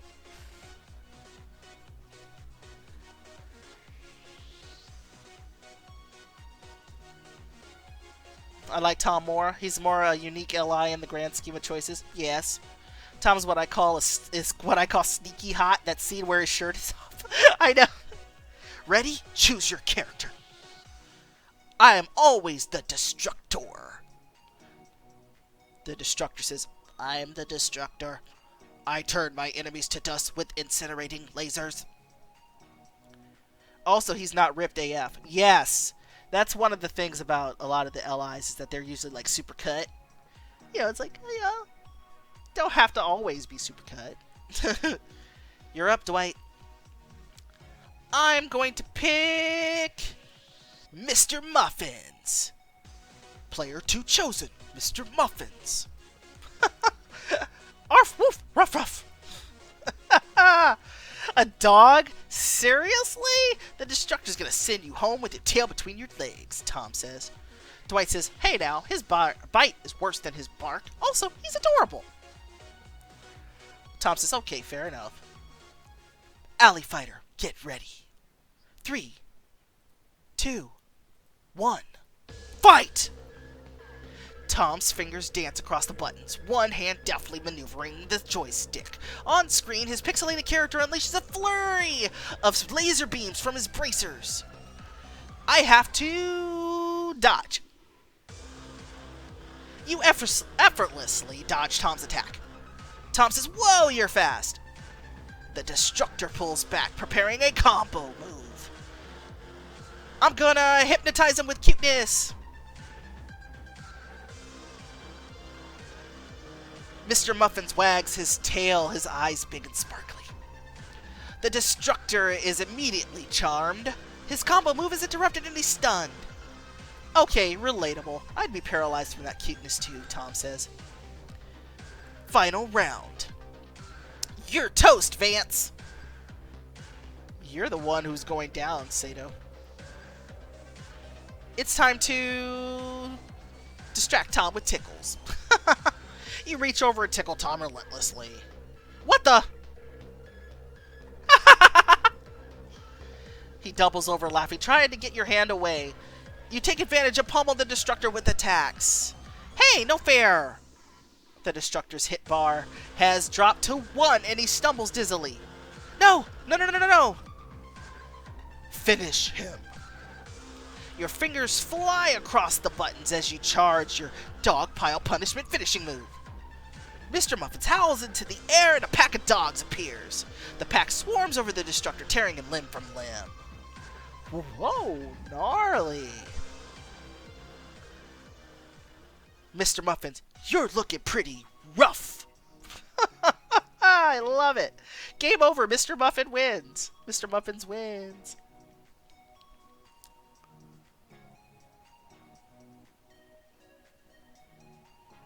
Yeah, it's an MK parody, but the game's called Alley Fighter. Yeah. You've got some mad skills, Dwight. That or I'm a lot rustier than I thought I was. Looks like you lost. Beginner's luck. Yeah, well, sometime you and me are gonna play some Mario Kart.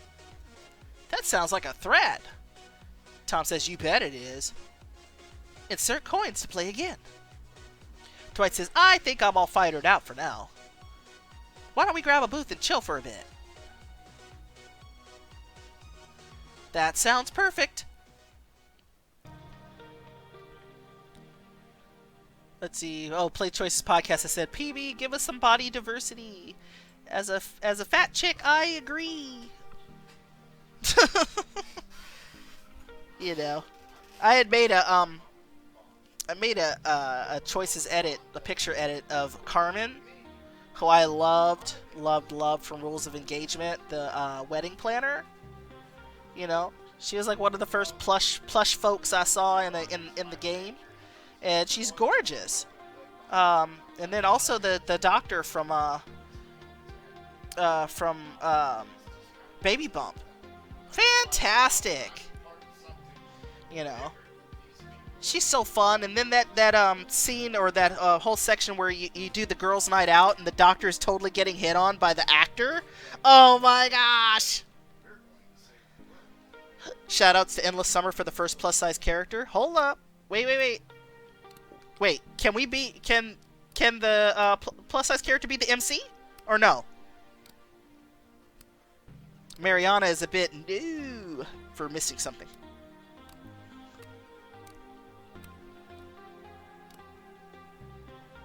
Okay. Okay, I was wondering. I was about to get all excited. I was about to get excited for that. It's an NPC. That's okay. Nothing wrong with that. You know, we in there somewhere.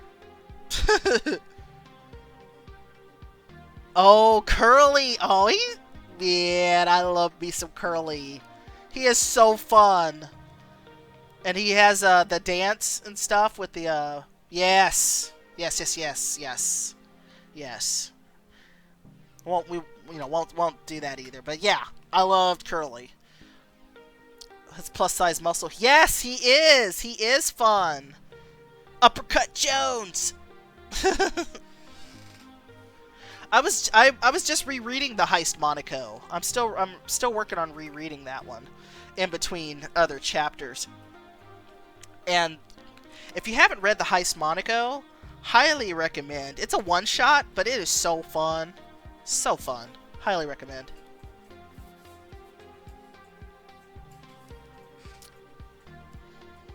Oh, you just started the Heist Monaco? Okay. You haven't finished it yet? Okay. Well, let's not talk about it, but it's a lot of fun. When y'all are done reading it, maybe we could talk about it. Maybe we could talk about it. Because it's a blast. It's so fun. You take your drinks to a cozy booth toward the back of the barcade where it's not as loud. Tom says, I mean, don't get me wrong. The original Alley Fighter is fun and all, but Alley Fighter EX Turbo just controls so much better. Dwight says, you're really into video games, huh? It's even better if you're into women because it's one of the few books with more girl LIs than guy LIs. That's true. We love a gamer. Yes, we do. I chose the LI with the least screen time in the heist because I'm stupid. Oh no. Gosh, is it that obvious? But yeah, that's what got me into programming.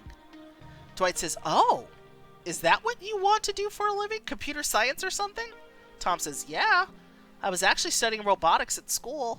It was kind of my dream as a kid. I wanted to build the first real transformer. Wanted to? Tom says, yeah, I dropped out. Why? Tom stares into his beer. I don't know, lots of reasons.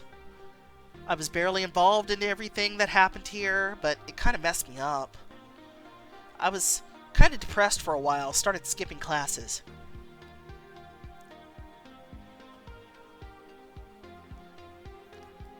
Tom clears his throat. But then, when I heard about what was going on in Pine Springs, it was like a light clicked on, and I knew I had to go help. Oh, Tom, why? Because what happened to Westchester? I can't ever let that happen again.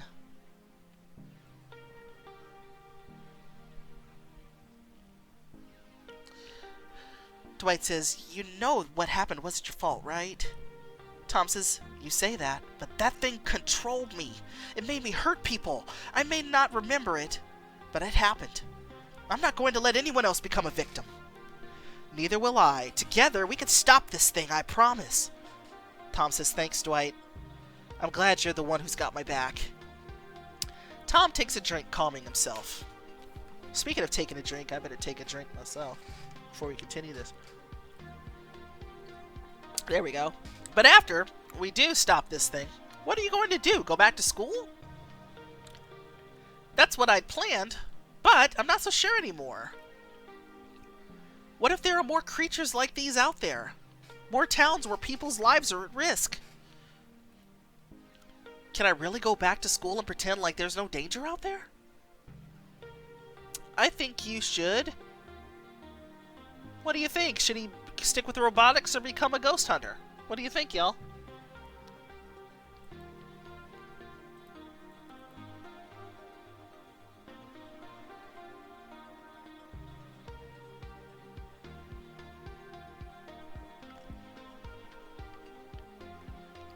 He's had enough Ghost. I think so too. Anyone else? Decide later? Yeah, it says robotics, so we got 2 for robotics. 1 says decide later. 3 for robotics. 4 for robotics. It's his life. It's not for me to choose. Yes, you're right. I'm gonna guess robotics is gonna win. Sorry, yes. Robotics. It's what you love. You should do it. You're not responsible for all the scary things that are out there. I know you're right. But it might take some time for me to really believe that.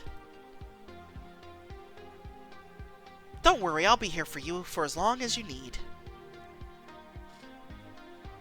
Thank you. That really means a lot to me. The 2 of you chat and enjoy your drinks for a little while longer until it's time to get going. You stroll down the street toward the library, Tom walking in step with you. Thanks for coming out with me. I really liked spending time with you. We should do it again sometime, you know, when we're not being chased by lake monsters. I'd like that a lot. Tom is no longer haunted. Woohoo! Awesome. Tom ducks his head, a warm blush in his cheeks.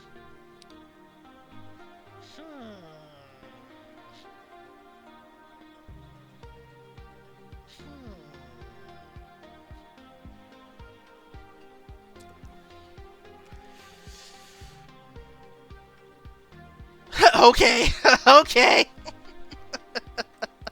Okay, okay. Alright, we're kissing him. Let's do this. You stop walking. When Tom turns to you confused, you put your hand on his cheek and kiss him softly. Yeah!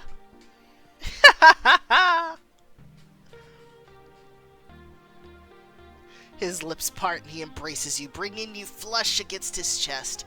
The kiss lingers, deepens, turns heated. One of his hands buries itself in your hair, while the other presses into the small of your back. Stop, he's so precious! You pull back to see you've backed Tom up against a wall. His face is flushed and you're both breathing heavily. He smiles sheepishly at you. Ooh, that was kind of saucy. Maybe we should wait until we're not, you know, in public. Dwight says, good thinking. Bot Tom. You step away. Tom straightens out his shirt and then checks the time on his phone. Oh, dang, we gotta go or we're gonna be late.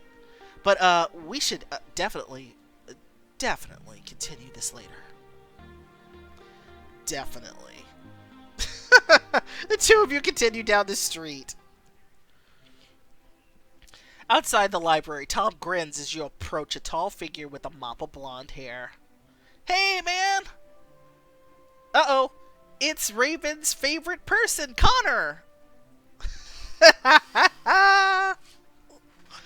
Raven does not like Connor. They pull each other into a backslapping hug. As they pull apart, both turn to you. Connor, this is Dwight! Nice to meet you. Likewise, I've heard a lot about you. All good, I hope. I heard you saved Homecoming. Well, I don't know about that. Tom said you ran over a bunch of monsters with your Cadillac while going 95 and blaring Led Zeppelin. Wow, wow, Tom, way to sell it. Way to sell it. We romanced Andy in book 1.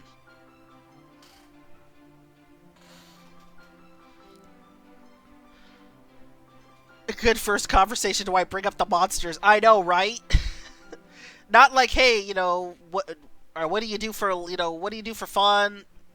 You know, what do how is hanging out in town? I mean, like, can we get something a little nicer than that?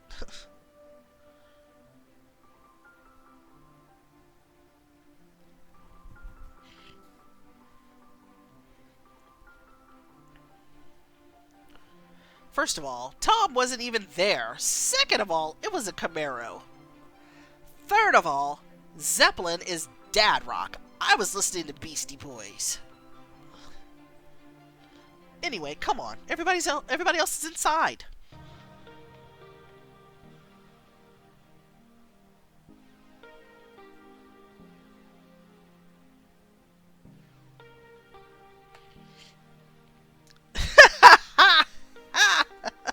Hey, Payne. Dad rock, that's me rock. The three of you enter the library and spot a few figures milling about. Hey everybody, look who I found! Smiling faces turn in your direction.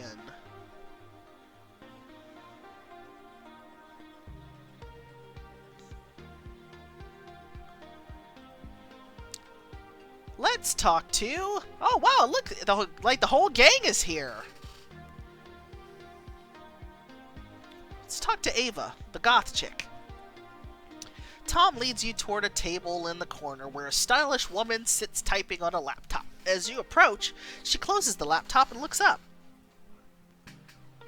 Well, well, well, look what the forces of darkness dragged in. How loud were you that they all heard you? I know! Yeah, I was kind of wondering that myself. It's like, wait, aren't libraries supposed to be kind of quiet?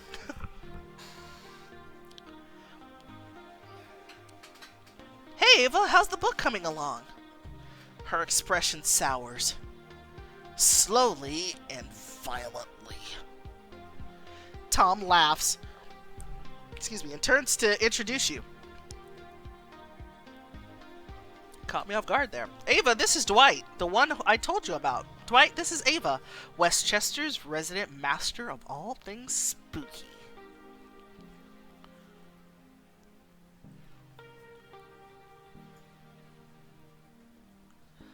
I did save them all. That's right. I should put that on my LinkedIn profile. You and Tom sit down opposite Ava. Tom says, so we're caught up in some pretty weird stuff at the moment, and we could use a little info on the occult. Think you could help us? Ava leans forward, steepling her fingertips. You've come to the right place. I'll ask about the cultists. You describe the attackers you encountered at Ned's house. Ava's expression is inscrutable.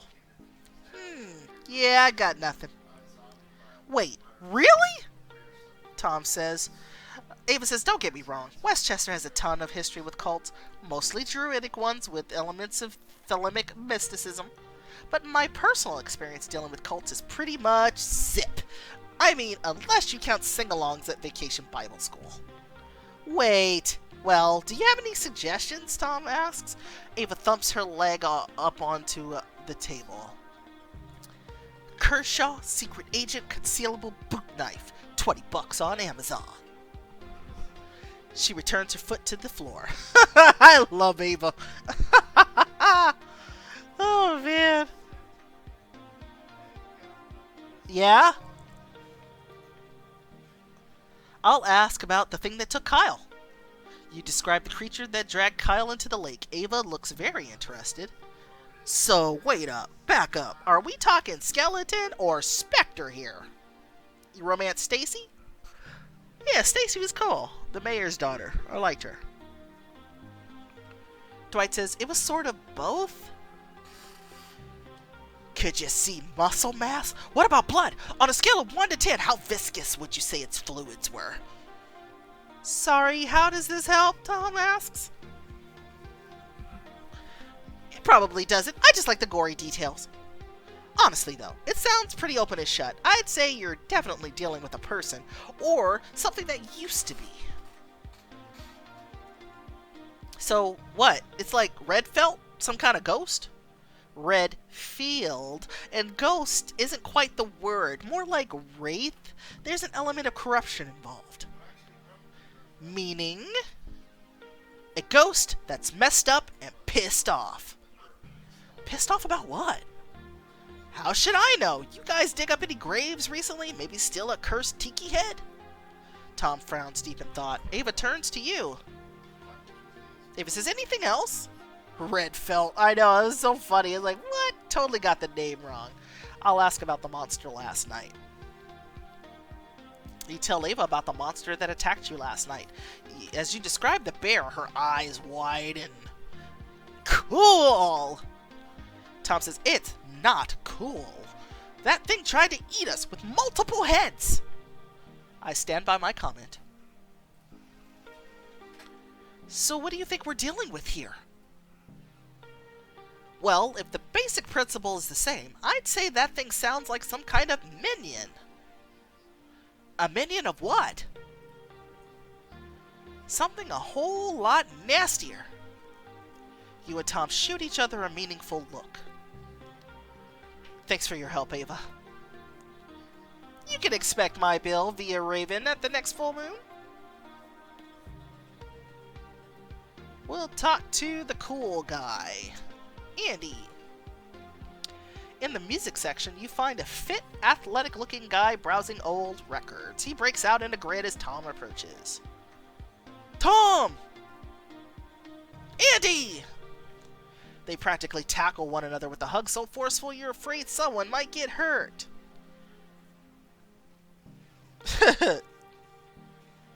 Jeez, I gotta start coming home more often. I barely recognize you. Me? You should talk, Mr. Hi, I've been putting all my XP into hotness. Look at your hair. They wrestle, each struggling to give the other a noogie. Tom wrenches free and turns to you beaming. Andy, this is Dwight. Dwight, this is His Majesty, King Kang, the toughest mofo I know. Agreed. Andy is pretty badass. Andy rolls his eyes. King Kang, I've heard of you. You play for the Bighorns, right? Can Tom and Andy date already? Damn. Yeah, Tom didn't tell me you were a college basketball fan. Tom didn't know. Andy sits against the edge of a nearby countertop and folds his arms across his chest. A quadruple couple. So, what's up, Tom? You actually found something in that town you were talking about? Tom says, more than found. We got attacked by something, and we're not the only ones. You and Tom tell Andy everything that's happened. The more you talk, the more shocked his expression becomes. Monsters and murderers? Yeesh, sounds like you guys have your hands full. So, how can I help? You have as much experience fighting monsters as anyone. Is there anything you could tell us about how to deal with them? Kick their asses. That's it?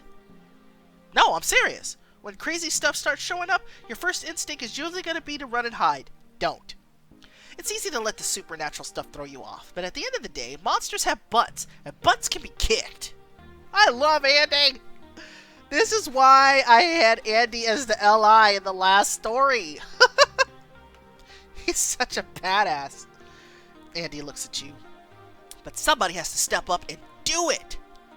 That's helpful, thanks. Andy sighs with relief. Oh, good.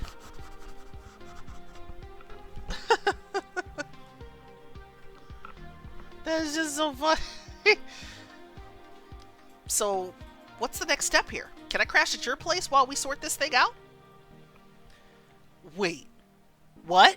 Dude, you can't come back with us. What are you talking about? I'm not gonna just do nothing while my best friend is off fighting freaks and hoods. I'm pretty sure getting tangled up in an occult murder mystery is the kind of thing your sports scholarship people would frown on. But... dude, you've done enough already. You protected me once, now it's my turn to protect some other people. Andy sighs. Andy will always kick a butt. Yes, he will. Okay, Tom, it's your call, but for the record, you've been looking out for me my whole life. Dr. Clark Kent? What?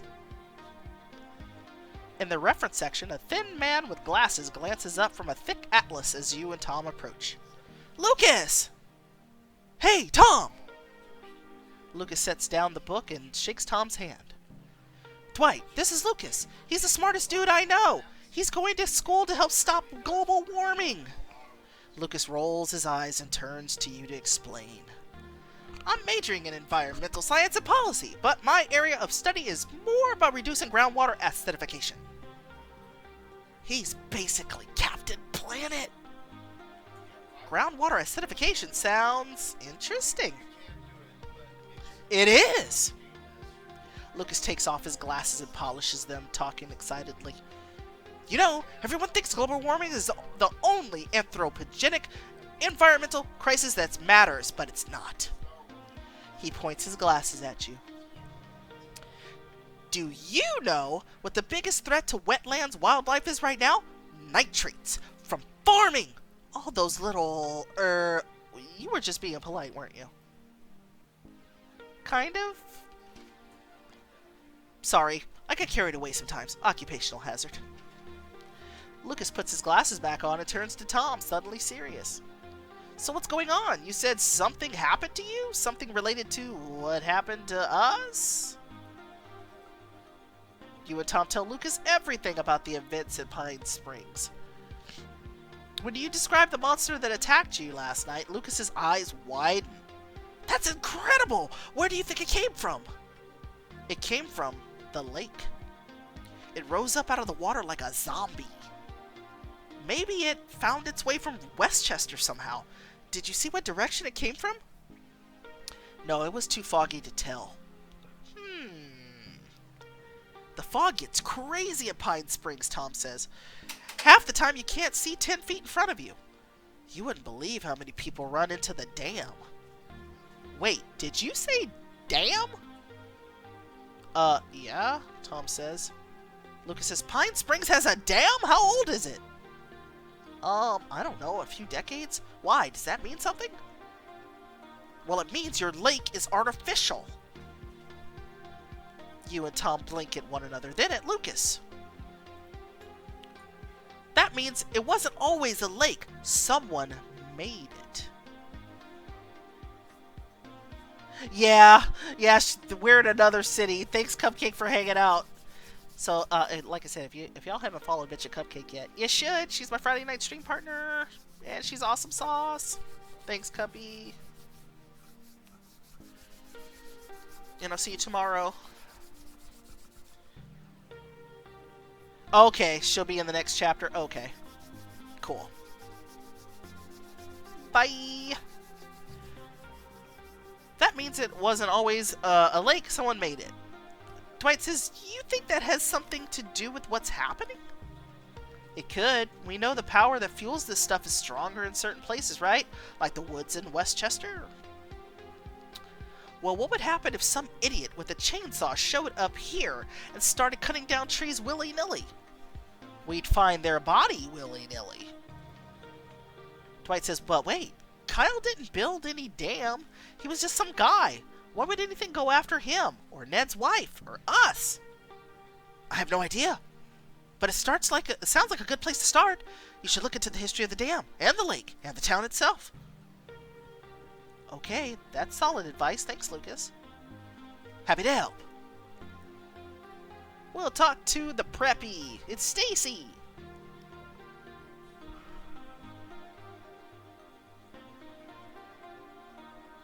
You follow Tom to the library's microfilm machine, where a sharp-eyed young woman is busily scanning through old newspaper articles. Hey, Tom, one sec. What are you doing? Some kind of occult historical investigation? No, research for an article about microfilm machines and how most people our age don't know what they are. Stacy pulls back from the machine, blinking as her eyes refocus, and then rises to shake your hand. Stacy Green. Dwight, nice to meet you. Stacy's hella smart. She's majoring in journalism and does video for the local paper's website. She's like the Lois Lane of Westchester. He's overselling it. I just do fluffy clickbait stuff. Nuh-uh. I see your videos on Space all the time. Like that one about the campus hazing. Ooh, or the one about bees. Or the one with the bees. I'll ask about the bees. There was an epidemic of bee stings happening at my college, so they asked me to make a health video about it. Well, in the course of shooting it, I figured out that most of the stings were happening around one specific building, Bryce Hall. Show Dwight the hive! That sounds ominous. Stacy fishes for her phone, grinning as she speaks. It turns out there was this big wasp infestation inside the walls of the cafeteria. Stacy pulls out her phone and shows you a picture. It's a cafeteria wall ripped open to reveal a floor-to-ceiling wasp nest inside. Yes, it is.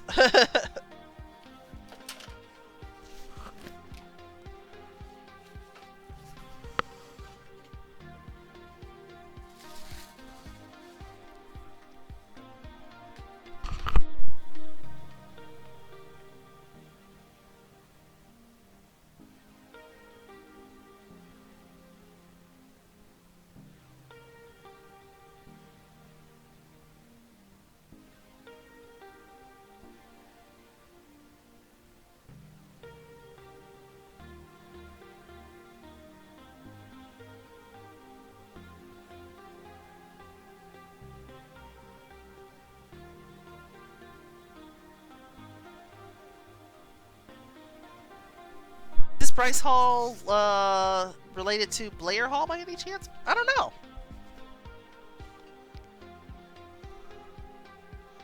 Oh my god, that's horrifying!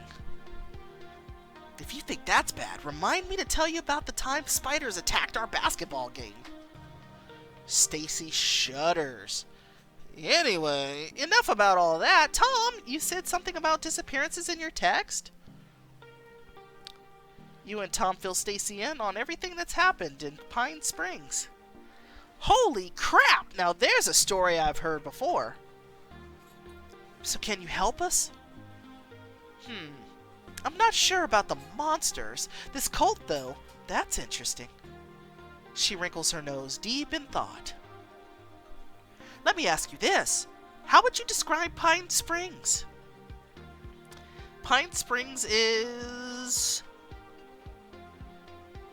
well, it's both remote and wealthy. I'm gonna say remote. It's out in the middle of nowhere. There's basically nothing around except yacht clubs and golf courses. So, sort of isolating for people who live there. The ones who don't own mansions and helicopters anyway.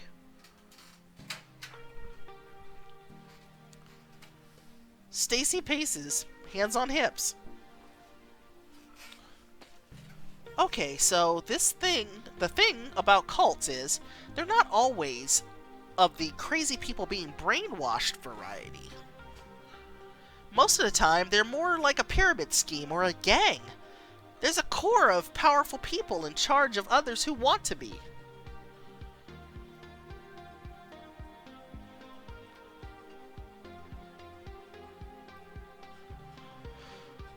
So what does that mean for us? It means you shouldn't just be asking who is or isn't a cultist. You should be asking who is the person or people in charge. What do they want? What do they need to do to get it? What gives them power over the people beneath them? And most importantly, what does power mean? And where does it come from? In the town of Pine Springs. Wow, that's actually a lot to think about.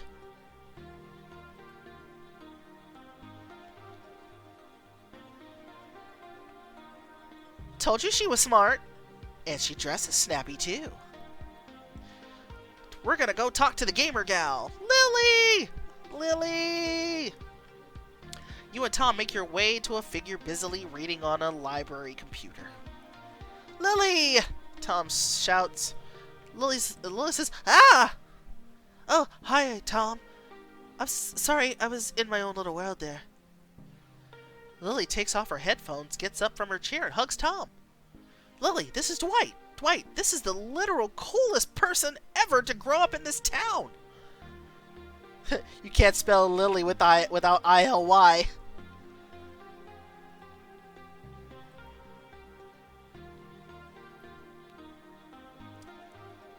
I don't know about that. Dude, you make video games! That's like the most awesome thing I can think of! Honestly, it's a lot less glamorous than you might think. It's mostly frowning at spreadsheets. Tom turns to you beaming. Lily made this awesome game called Pixie Moon. She raised like $30,000 on Kickstarter. Wow, what kind of game is it? It's sort of a visual novel mixed with Touhou-style bullet hell levels. It's about a team of LGBT magical girls who fight kaiju. I would play that game. That sounds fun, actually. Wow, that sounds awesome. It is. The writing is so good. Lily blushes. It's okay. Dude, I literally cried at the ending, like actual tears from my actual face. I can't believe Megumi died. Hey, spoilers, I might want to play it someday. Anyway, I know you didn't come here to talk about my games. Tell me what's going on. We can't date Tom anymore. He spoiled Pixie Moon. You and Tom fill Lily in. As you gloss past descriptions of your parents, Ned, Lily clutches a hand to her chest. Oh, that's awful. And here I thought all of that was behind us. We were hoping you might have some advice on how to stop these things. Me? Yeah, you fought monsters before. There wasn't really that much fighting involved. It was mostly running and screaming. Lily shakes off a chill. So how did you beat it? We didn't. What happened with Jane? We didn't beat anything. We survived it. The same way people survive anything. Oh yes, Lily is awesome. I love her. Lily takes a deep breath, composing her thoughts, and then says a single word. Pizza? Pizza? What? I'm not sure I follow. Fun, downtime, movies, parties, dates, board games, and whatever. You have to make time for doing the things you like with the people you love, so you can be strong for them when things hit the fan. Lily smooths the hair behind her ear. I hope that helps. Let me know if there's anything I can do. Pixie Moon 2? And make Robin, the robo-butler, a love interest already? I'm working on it. At an empty table, you notice a man with a mop of messy brown hair. Hey Tom, who's that? Tom turns, and his face lights up. Look at the handsome guy. He smiles quietly as you both make your way over. Hi, Tom. It's good to see you. You too. How have you been? Oh, you know, surviving. I guess you're Dwight. Yeah, it's good to meet you. Tom spins around a chair and sits down backwards. Dan's going for a psych degree to help people. He's pretty much a superhero. Well, I don't know about that, but I do my best. So what's going on? Your text sounded urgent. You and Tom tell Dan everything about what's happening in Pine Springs, including everything that's happened to you. Oh, wow, Dwight! I'm so sorry about your parents. Thank you. It's been rough. I can't even imagine. Tom rubs at his elbow self-consciously. So listen, we were hoping we could get some help with all this supernatural stuff. From me? You were under that thing's control longer than anyone. Do you remember anything that might help us understand these monsters? Well, they're not just monsters, Tom. What do you mean? I mean that these entities like Jane and Mr. Red, they were people once. I know.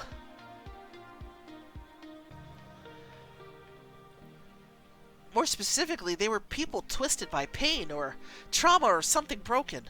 If you want my advice, you should focus on figuring out what the source of that pain is and help them work through it so they can move on. Cool. So we'll just sit the murderous we'll just sit the murderous lake ghost down for a heart-to-heart chat about its childhood. Yeah, that's probably going to be easier said than done. Dwight says,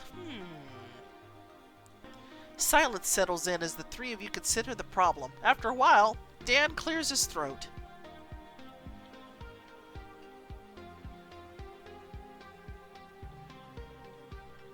Yeah. It is wholesome. It's very sweet. Silence settles in as the three of you... Yeah, Dan clears his throat. Sorry, I read that part already. So by the way, now might be a good time to mention that the area I'm studying, what I want to do with my degree is trauma counseling. Dan's eyes meet yours and something unspoken passes between you. Tom, can you give us a second? Oh, yeah, sure thing.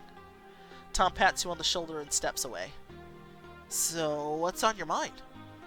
No rush, take your time. You draw in a deep breath, unsure where to start, and then the words come tumbling out of you. What happened with my parents has been really hard on me, and even harder on my brother. Dan, you precious little baby. Yeah, it's an awkward recap. You spend a few minutes talking with Dan, and then make your way toward the door to say your goodbyes. Thanks for your help, everyone. See you later, Tom. It was nice meeting you, Dwight. Good luck. Let's get together again soon. Careful out there, Sato. I haven't perfected my necromancy yet. Hey, Dwight. Watch out for this doofus, will ya? This is A+ best friend material right here. Take care of yourselves and each other. Connor steps forward. Hey, I'm gonna walk these two out and head back to work. I'll catch you at Pizza Mega later. My treat. So, get what you needed in there? Yeah, I think we did. Thanks for everything, Connor. Tom bids farewell to Connor, and the two of you start back toward the car. So what now? So now what? I guess we head back to Pine Springs, and suddenly you're interrupted by the sound of a whistle.